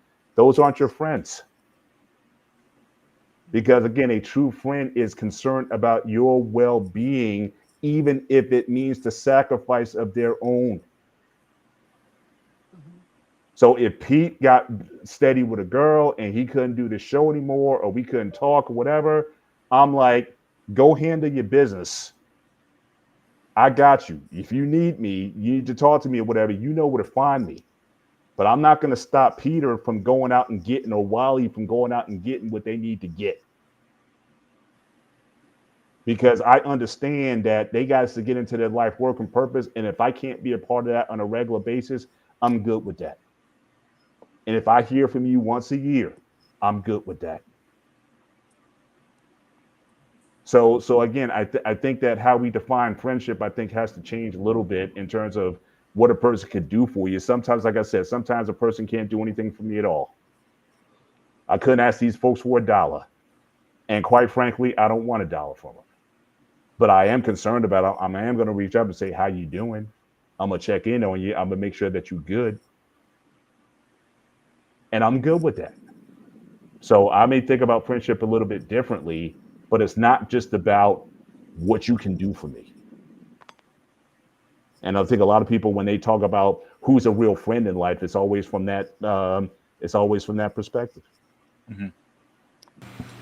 All right, Alicia, All go right, ahead. can I- oh, What if right? Yeah, No, no, question. no, no. Let Alicia go, and then I'll actually after. Yeah, I'll go after you because I want to add something to this. Go ahead, Alicia. You're muted, girl. Is this in addition to what the friendship video was? Yeah. Um. So let me think. What else can I add to it? I mean, I loved what Paul said. It really does. Um. It really does mean a lot. Like what each friend does for. I mean, not does for you, but is there for you. And yeah, I have friends too that I might hear from a year, and we'll just check in and we'll pick right up. I also have friends that I'll talk to every day that are more like sisters to me. And but I feel just as close to them just because we know how each other is doing, and it doesn't really matter if we talk every day or if we don't talk every day. My true friends know what's going on in my life, and I know what's going on in theirs. And it took me years to find these true friends and really realize what it meant to have a true friend. Again, and if I can even explain to you the amount of people that came out to me as a friend when I first started my cancer journey, and then as I seemed to get better and better, then those friends disappeared. Then I still have my remaining friends that were here before it and remain here. And I'm just lucky to have friends like that in my life. And again, it doesn't matter what they do for me. We're friends all around. Mm-hmm. All right, you want to add something to it? Yeah, no, because I was gonna ask Paul because he mentioned something, and it actually take to ask this question because, granted, I know you said earlier, you like you have the cares for your friends, but it's like you know that, but how do you know that your friend has that same care for you that you have for them? I don't.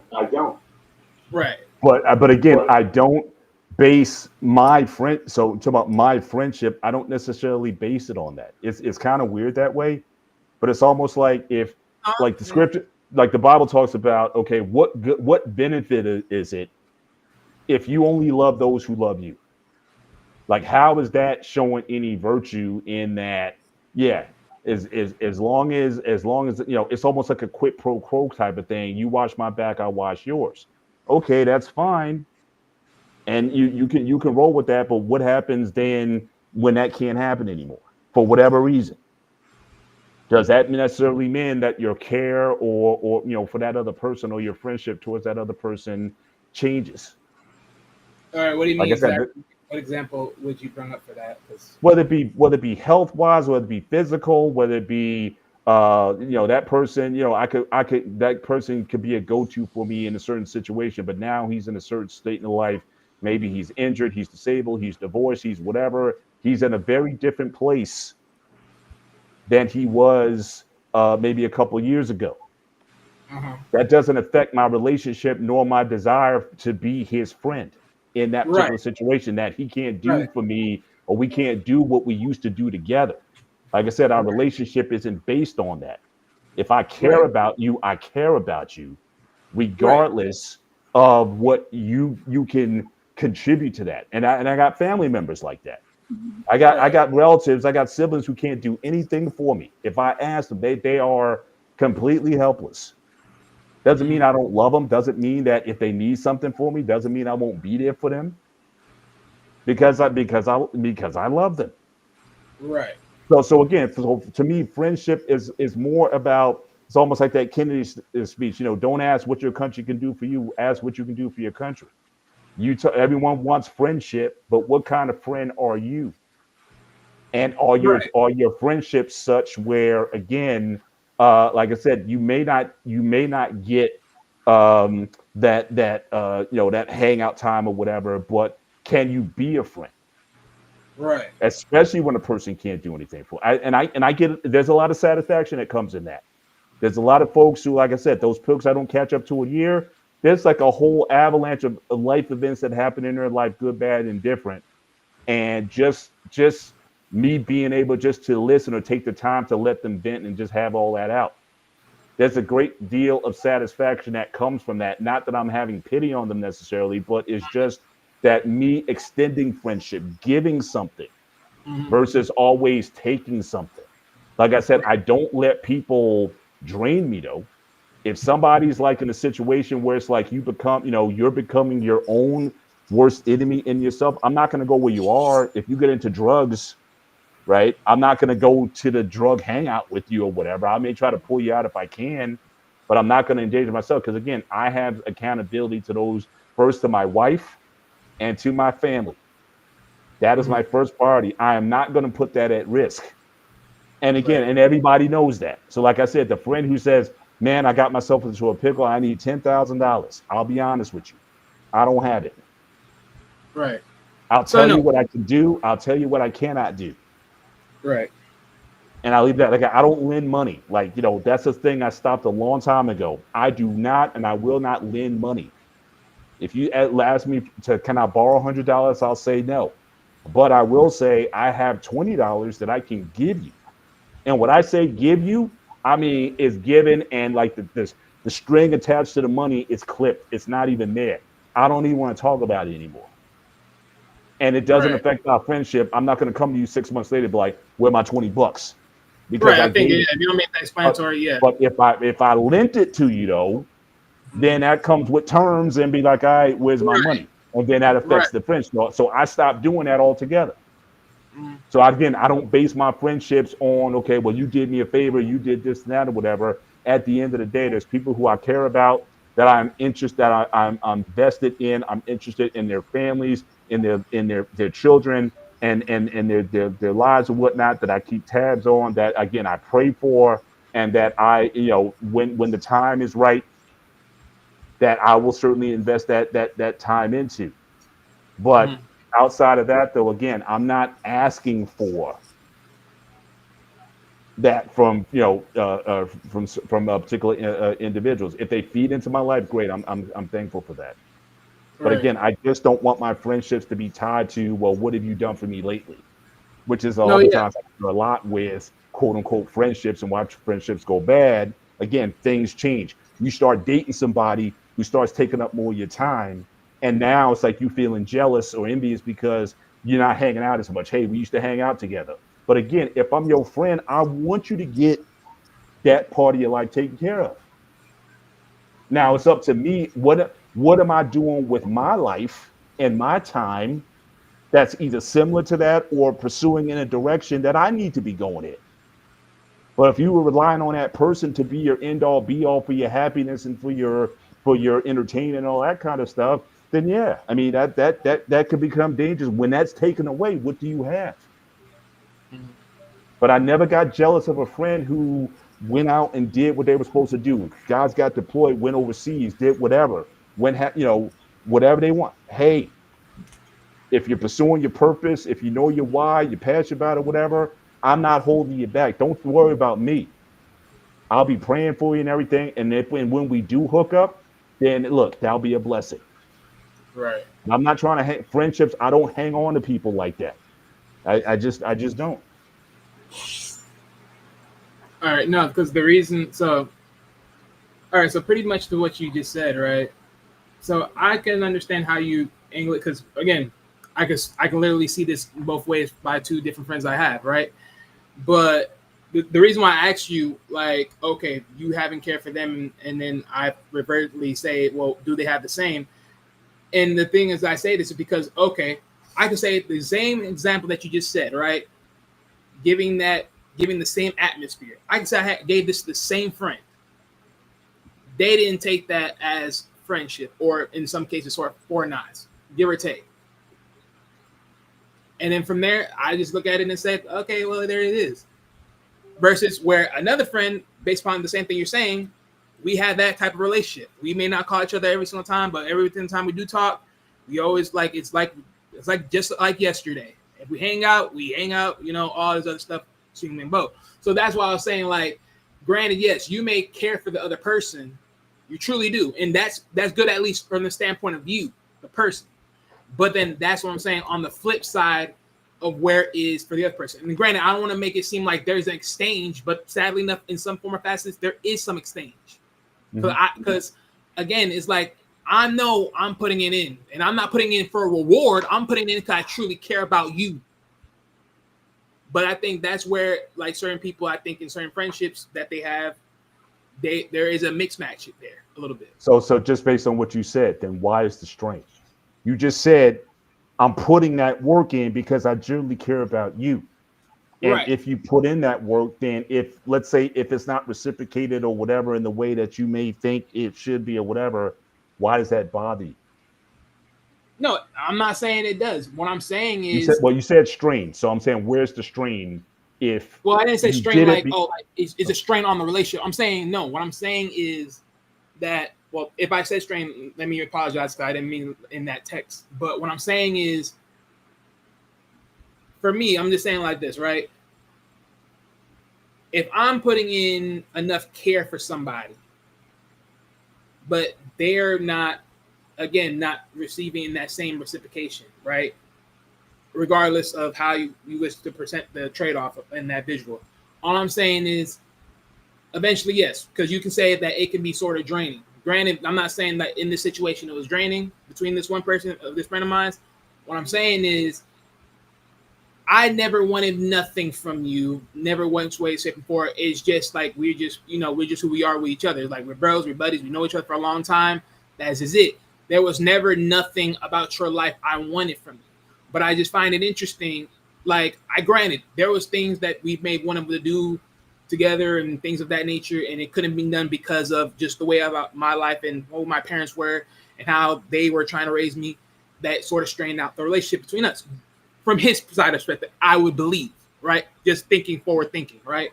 But ultimately, all in all, just saying just us as just two guys, right? It just seemed like at the end of the day, you was better off with other people than me versus just that. And I'm just saying from that standpoint, it's like, okay, well, again, there must be something you looking for. That's what I'm saying. You may feel that way about the person. It may not be the same on the other side. That's what I'm saying. Where's the perspective of the other side of the person? Granted, that I don't know, but I'm just saying, when you look at that, there's a just give off. And I do understand what you're saying. Like, hey, look, at the end of the day, it starts with you first. You can care about the person. You can always be good about the person. Everything else, regardless on how it may visually look for you. But if you are, but I do understand, like from your standpoint, like don't ever come in here looking for quote unquote a reward in a sense, right? Because technically, if you give something you thinking you're gonna get something back, it's not gonna be the case. It's like Yeah. just generally care for that person, and if they do come back, they come back on their own free will. Right, right. So yeah, Yeah, one thing mind I want to keep in mind too. The quid pro quo type of relationship, I'm not saying those are bad to have. You know what I'm saying? Because, like I said, everybody's going to fill a role at some point in time. Like I said, there might be somebody who I may need in my life because they feel a need, but I'm just not going to get so married to that person that I'm going to put them automatically into my friendship circle.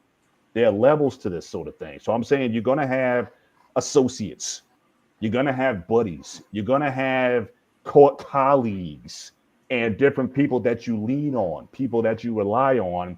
Just understand that stuff's going to end. There's people I worked with for 20 years, went to work every day. You knew their families, life events and things of that nature.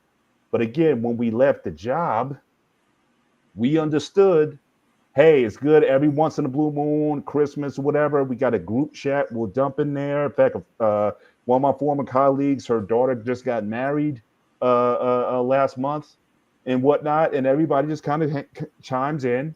But everybody understands that, look, this was a great time that we had together. We survived a lot. We went through 7 layoffs together, 7 massive layoffs in a 5-year period together. We were like on the island together, like we were like the last on the island together. And eventually we all got wiped out. But nevertheless, we still worked and kept a good thing together. If I see any of them in person or whatever, it's still a good feeling.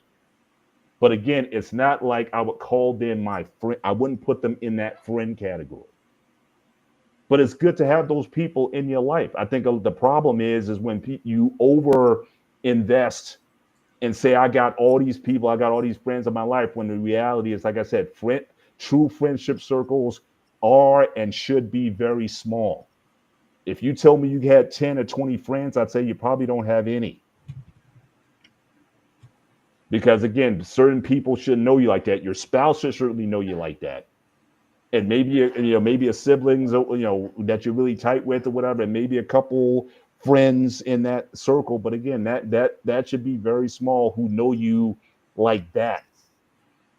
But everybody else, it doesn't mean that then it's not useful. People come into your life for a reason. People come into your life for a season, and that's okay. So, and that's one of the things I had to tell my daughter. For like, she had to get rid of the high school roster because a lot of these women who were in this roster, they were still acting like they were in high school. And I was telling her, now she's out the country. I just told her that, look, you need to get into a new circle of associates and networks and people who are going to invest into you in the way that they need to invest into you. So again, there's a reason, time, and place for everything. I'm not saying that those kind of associations are bad. You need those. I think certainly in a professional pursuits and whatnot, you need those people. But I think just people tend to overinflate how many friends that they have, and sometimes it can be a big wake up call.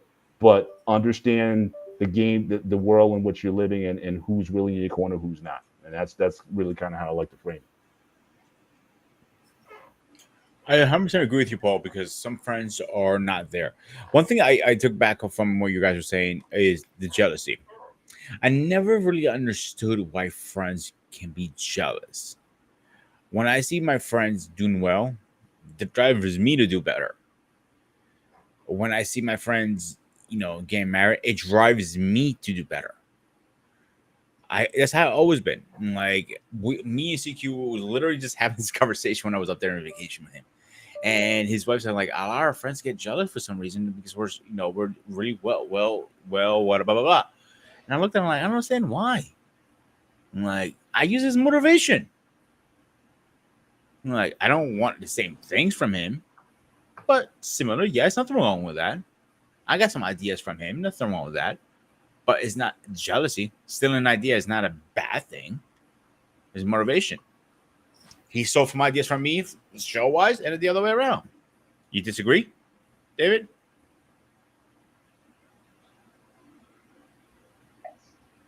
It's not a degree, still an idea because we in a country that like to sue everybody for everything. You did some idea Say that or again? somebody IP. Stealing ideas that's never a good idea to begin with. Because stealing ideas like stealing someone IP, intellectual property. And within the nature that likes to sue everybody for every small thing. Oh, you stole my catchphrase. I need royalty from you, No, we're so not to like speak. that because I actually I, I, that I know we like none of that. This is a different one. We're different from the whole entire country. yeah. I personally, if one of my friends stole one of my ideas, I create a great example, like the gallon of water that I've been bugging Alicia to get, for example. I got the idea from CQ's wife when she carried that one. Like, that's actually a smart idea for if you still need a bigger one, young lady.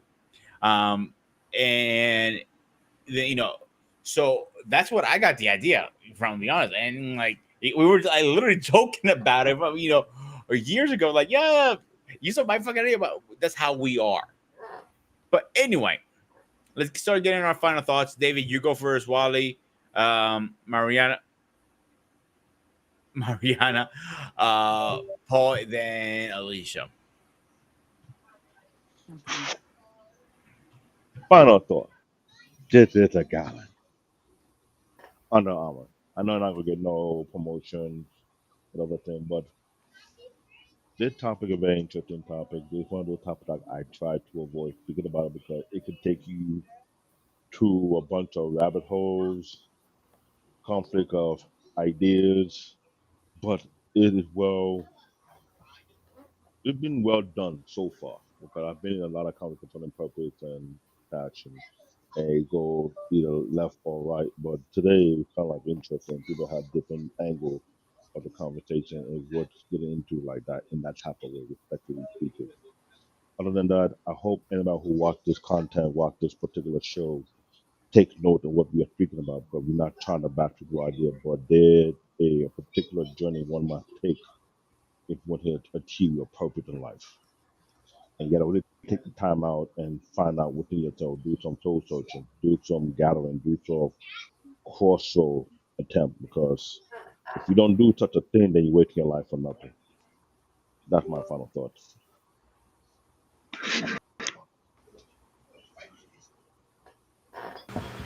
Look, man, for my final thoughts, well, one, first and foremost, I always love when these conversations always force me to think, always force me to have that spark in my brain to always question another question, to add another question.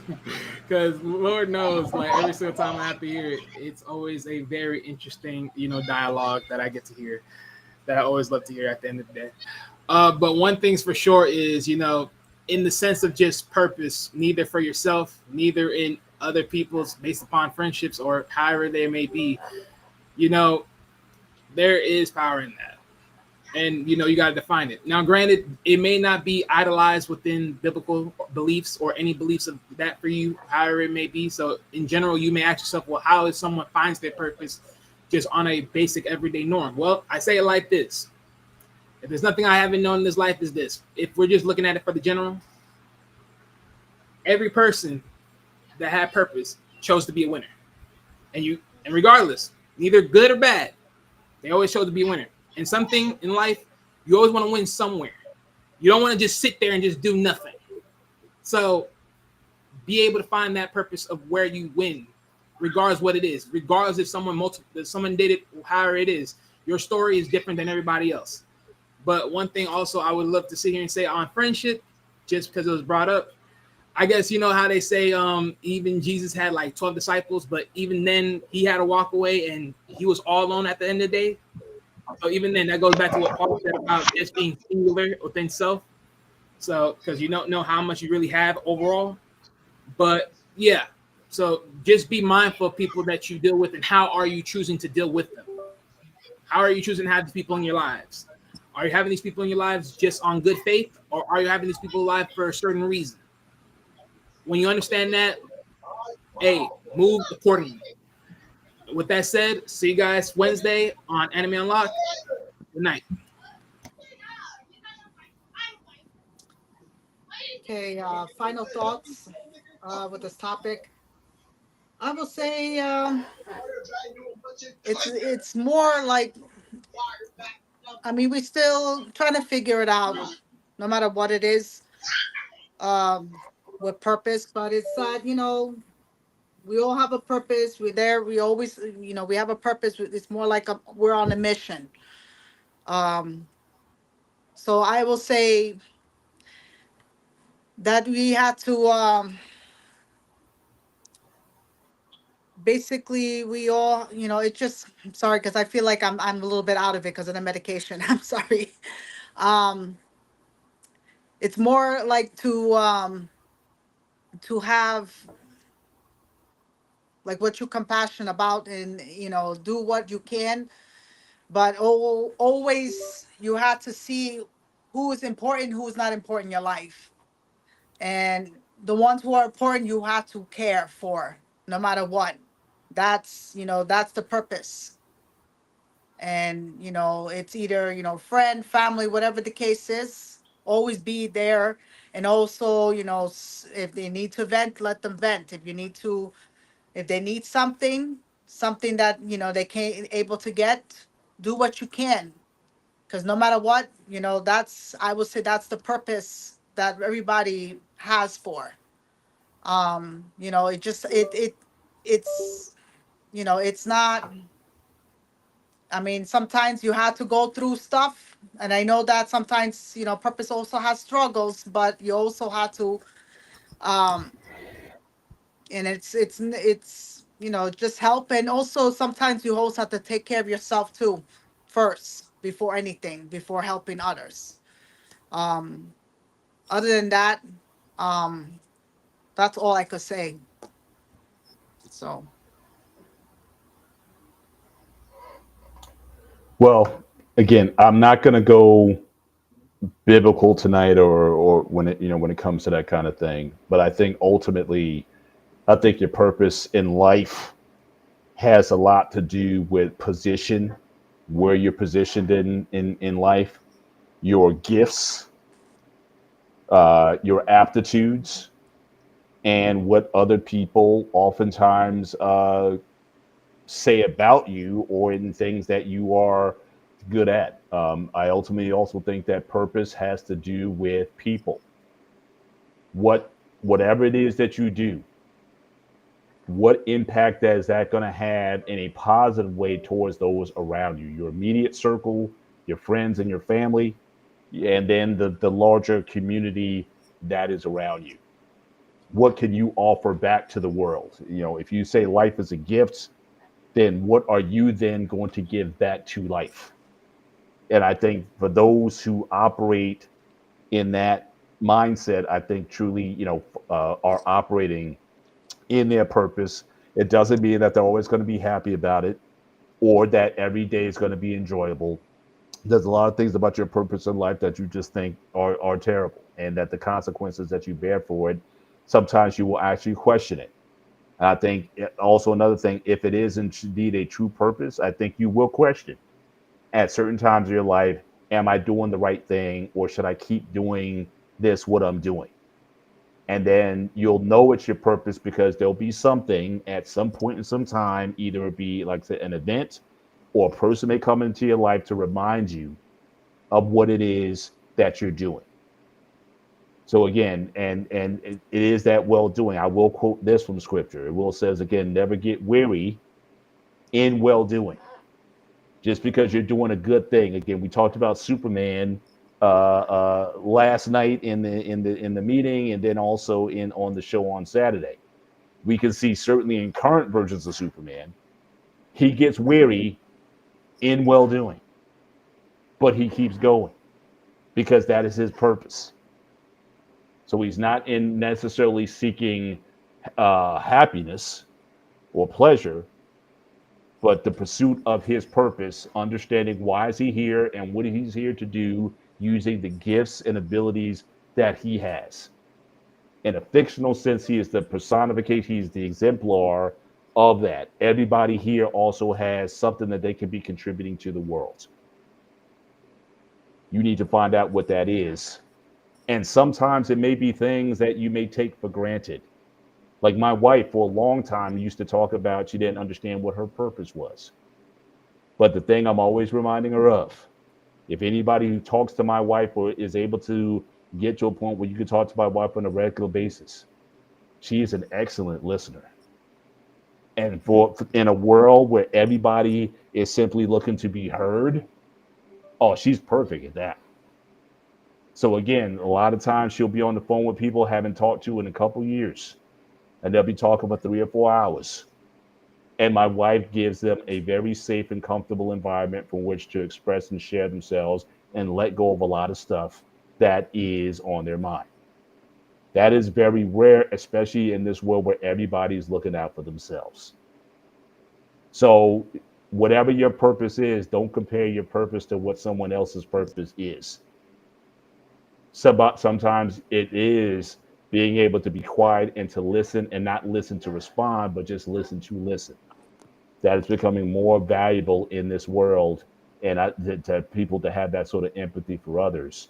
And so I'm always praising her for that, and always encouraging her in the purpose that she has, even though she doesn't think it's incredible, but it is valuable.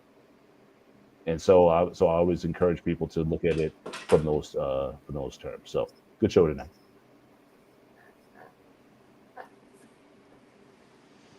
So, even though this is a hard topic for me, I do realize that there is a purpose for everyone.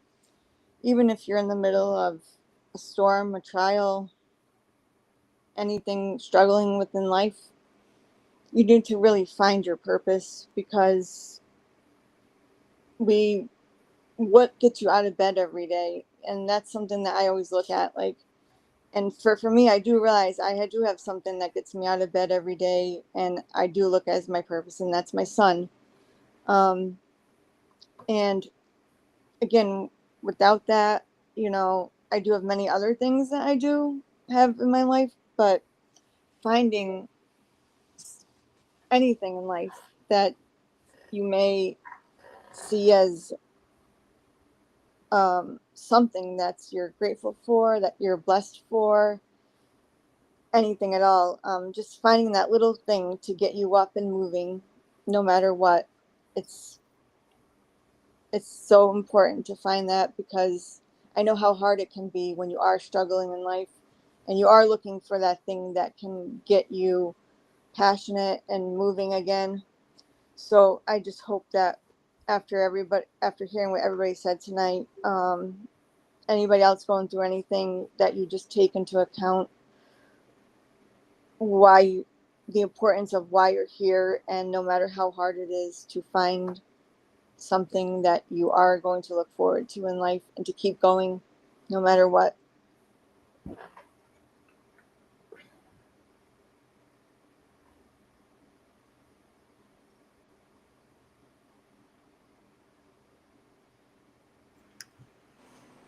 I want to thank you guys for coming up tonight.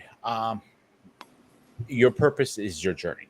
Your journey is unique to yourself. I cannot sit here and stress that more. If your friend is jealous, tell them to go fuck themselves. Cut them out of your life. Take that toxic out of there. That's poison to you. We might debate about if your passion and your purpose is the same. You guys know how I felt about that today. David disagreed. Paul disagreed, but Alicia, Mariana, Wally are on my side. But everybody has their own version of it. If it works for you, I'm gonna put the bottle up your ass if you don't take it down. Balls. Well, Now, you I don't come sorry, to I my missed church. Paul's part, but I mean, I don't know what Paul said about his side on passion and purpose. So yeah. Anyway, And what I know, beware of Black Panther, lion, and venomous snake. You come to my turf. as I was trying to say, your journey is unique to you. Follow your passion. Follow what drives you, and find what the why you're on this planet. But except that, let's go do a quick schedule update and let's get the heck out of here. Tomorrow, you guys are doing Hunter x Hunter. David Uh-uh. and Watt will be. Correction. It's Hunter X Hunter. I was This is actually a going to ask you that question earlier. I forgot to ask you that. Which one is it correct? Hunter X Hunter, because everybody does it different. Hunter X Hunter, because this is a very iconic anime. We will dive into this conversation because there's a lot of things that made this thing very unique. And this is heavy rotation on Netflix. They were about to remove it from Netflix when they found out the new season coming out soon. They tried to put it back. So we're going to talk about a lot of things tomorrow. Real talk. Right? I'm looking forward to it. And on Training with Gen X with uh, Paul and Coach Trey. I don't know why my brain's frozen. Say less, hear more. The power of real communication. We need more Absolutely. water. That's why. You want to throw any comments in there, Paul, or are you good? No, I think the title explains it all. So it's going to be two bold opinions, just giving our views on, again, how to not listen to respond, but how to listen to be more empathetic, also to listen to, so that you can communicate better. So again, it's just going to be an exercise in self improvement, and I think it starts with that. And especially in these YouTube streets, the way things go these days, nobody's listening to anything that's being said. So we all need to get better at that, regardless of your age. So hopefully it'll be an insightful show. And on Saturday on our person hangout. Ooh, this is gonna be a fun one. Fast Forward Wars, the battle of the brands. I'm actually looking forward to that one. Mariana, Alicia, if you'd like to join us on Saturday, you guys are more welcome to. Yes, Wally, I'm sorry to cut you off. Oh, I didn't say nothing. That was just the mic. But what I Oh, will my say bad. is, yes, the battle of fast foods. They're all trying to kill you. That I'm not gonna argue for once. Oh, and speaking of that, I know we're at the end of the show. I got a rant, all right, from tonight. Some of you guys might have saw my page on my Facebook page. So I've been in the South, obviously, for I over a saw month that. I was now. actually very proud of you. And honestly, I'm like, what's with the food, guys? What's with the salt? I mean, it's like Wait a minute, you rant? Oh my gosh. this is I mean, I'm saying this is the second. So, sometimes I want to get a taste of home. Like I'm going to Longhorns, I'm going to these nice restaurants and all that kind of stuff. Sometimes you just want some home and down home food, right? So I go to the soul food place, or I go to the place where you get some fried fish, some okra, some soul food, whatever. They salt the heck out of their food down here to the point where the salt is seen, right? Oh my It's like God. it's like powder. It's like powdered sugar on top of the entrees that it's on. And they have the audacity to ask you, do you want more seasoning on your food after this? Ugh. Oh my God. Yeah. I'm like, Yeah. what is going No. on? So this is look. I know. I said all my relatives, all my kinfolk Ugh. from the south, and one thing, especially when we're up here, the thing that's like, oh man, this don't have enough salt. Pass the salt. Where's the salt? Now I know why. Because people are grown or raised on this kind of diet. It's like, how can you eat this food on a regular basis that has so much salt content on it? Where it's like it looks like it's sprinkled sugar on the stuff. And so And I'm like wonder why they shaking. say I gotta everything in big. I gotta shake it off to I mean, overall it was good, but I'm like, they salt the heck out of it. Salt should not. It's sea salt, SEA salt, not SEE salt. You shouldn't see it. Mm-hmm. Salt is meant to be tasted. It is not Yes. meant to be seen. So, Paul, as a Yes. chef, and I think Mariana jump in with me with this because I think me and you have the same experience with this. People from the South and Jamaican chefs, they use literally. I work with one now. He used a box of salt, or kosher salt, in one meal. It is ridiculous. And you wonder why you have the health outcomes in a lot of these southern states. They Yeah. have poor health systems, and you're going to be putting that stuff in your body every day in addition to the Yeah. smoking or everything else that's going on. No wonder you have these health outcomes. Yeah, Because if well, you're like I eating said, that kind of Mm. salt on a regular basis, and this is the norm. The guy was And asking you me because wonder I was why. the first time I was there. He asked me, it's like, hey, since you're new here, do you want seasoning? I said no. But when I get back to my room, because I didn't see the food being prepared, I open it up. I'm like, what is all this on? It's in the pictures that I zoomed. Oh my And this is yeah, the God. I'm second looking time at it this right has now. happened. The salt is literally way up. Personally, It is like I said, take like a sugar donut or a powdered confectionery, and you put the salt. That's what it looked like. And this is like on your food. So I don't know so what it is, but it's a Wow. southern thing. oh, But it I'm And like, absolutely is. Go ahead, David, really fast because yeah, the after From you. reason why what they say parts? the, the, the reason why they say everything big down south because of the not because of the state because of their belly. That's one. Two. or their If you are diabetes or whatever it is, or high blood pressure, whatever it is if you are everything's a bigger tech down. engineer idea, if you have an idea, this is one right now. Make a salt vacuum where you can suck all the salt out of the food without sucking the food in. Create that device to can save us from dying from overboard salt. Mhm.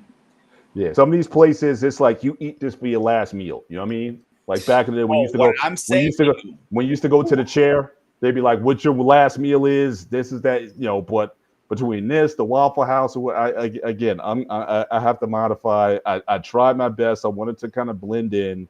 I can't do this no more. This is the last time I'm ordering anything kind of homegrown. I'm sticking with the franchise. We're going to talk about franchise on Saturday. One thing about the franchises, it's across the board. They don't oversalt or whatever. Mhm. Even the McDonald's down here keeps it pretty much the same. But you so go to any kind of home food here, it'll delete you down here. I mean, it shouldn't be consumed in large amounts because you're either going to be comatose, you're going to get that itis, or it's just going to have you. You're not going to be able to do Where are anything. you in right now? So I'm just saying, So, Paul, when I tell you I worked with chefs from the South, and from my experience, Jamaican chefs and Southern chef use too much salt. Literally, I'm telling you, we're making what the fuck we're making chili. and he literally dumped half the box in there. I'm like, hella salt, dude. Hold on, time out. Is it Huh? chili or killy? Which one you're making? What's I it? don't know. Yeah. Are you making chili or I'll put it this killy? way, bro. Yeah, And that. Mariana worked. What Hang type on, of Jamaican was he? Mariana, hang on. Me and Mariana worked with the same chef at different points.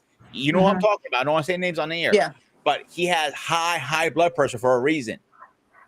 Yeah. So the other one, he don't eat chili. He eat killy, aka killy. I think killing himself.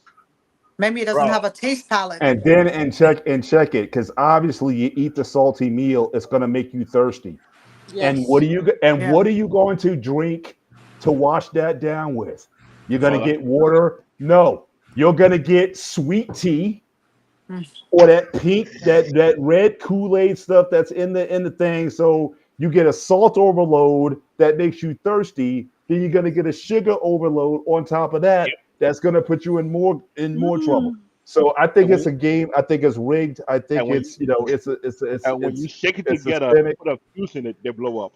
Yeah, sugar and salt. Yeah, Bro, yeah. Trust me. I know. We But may anyway, have to guys, cover this. We may have to cover this on a gray area.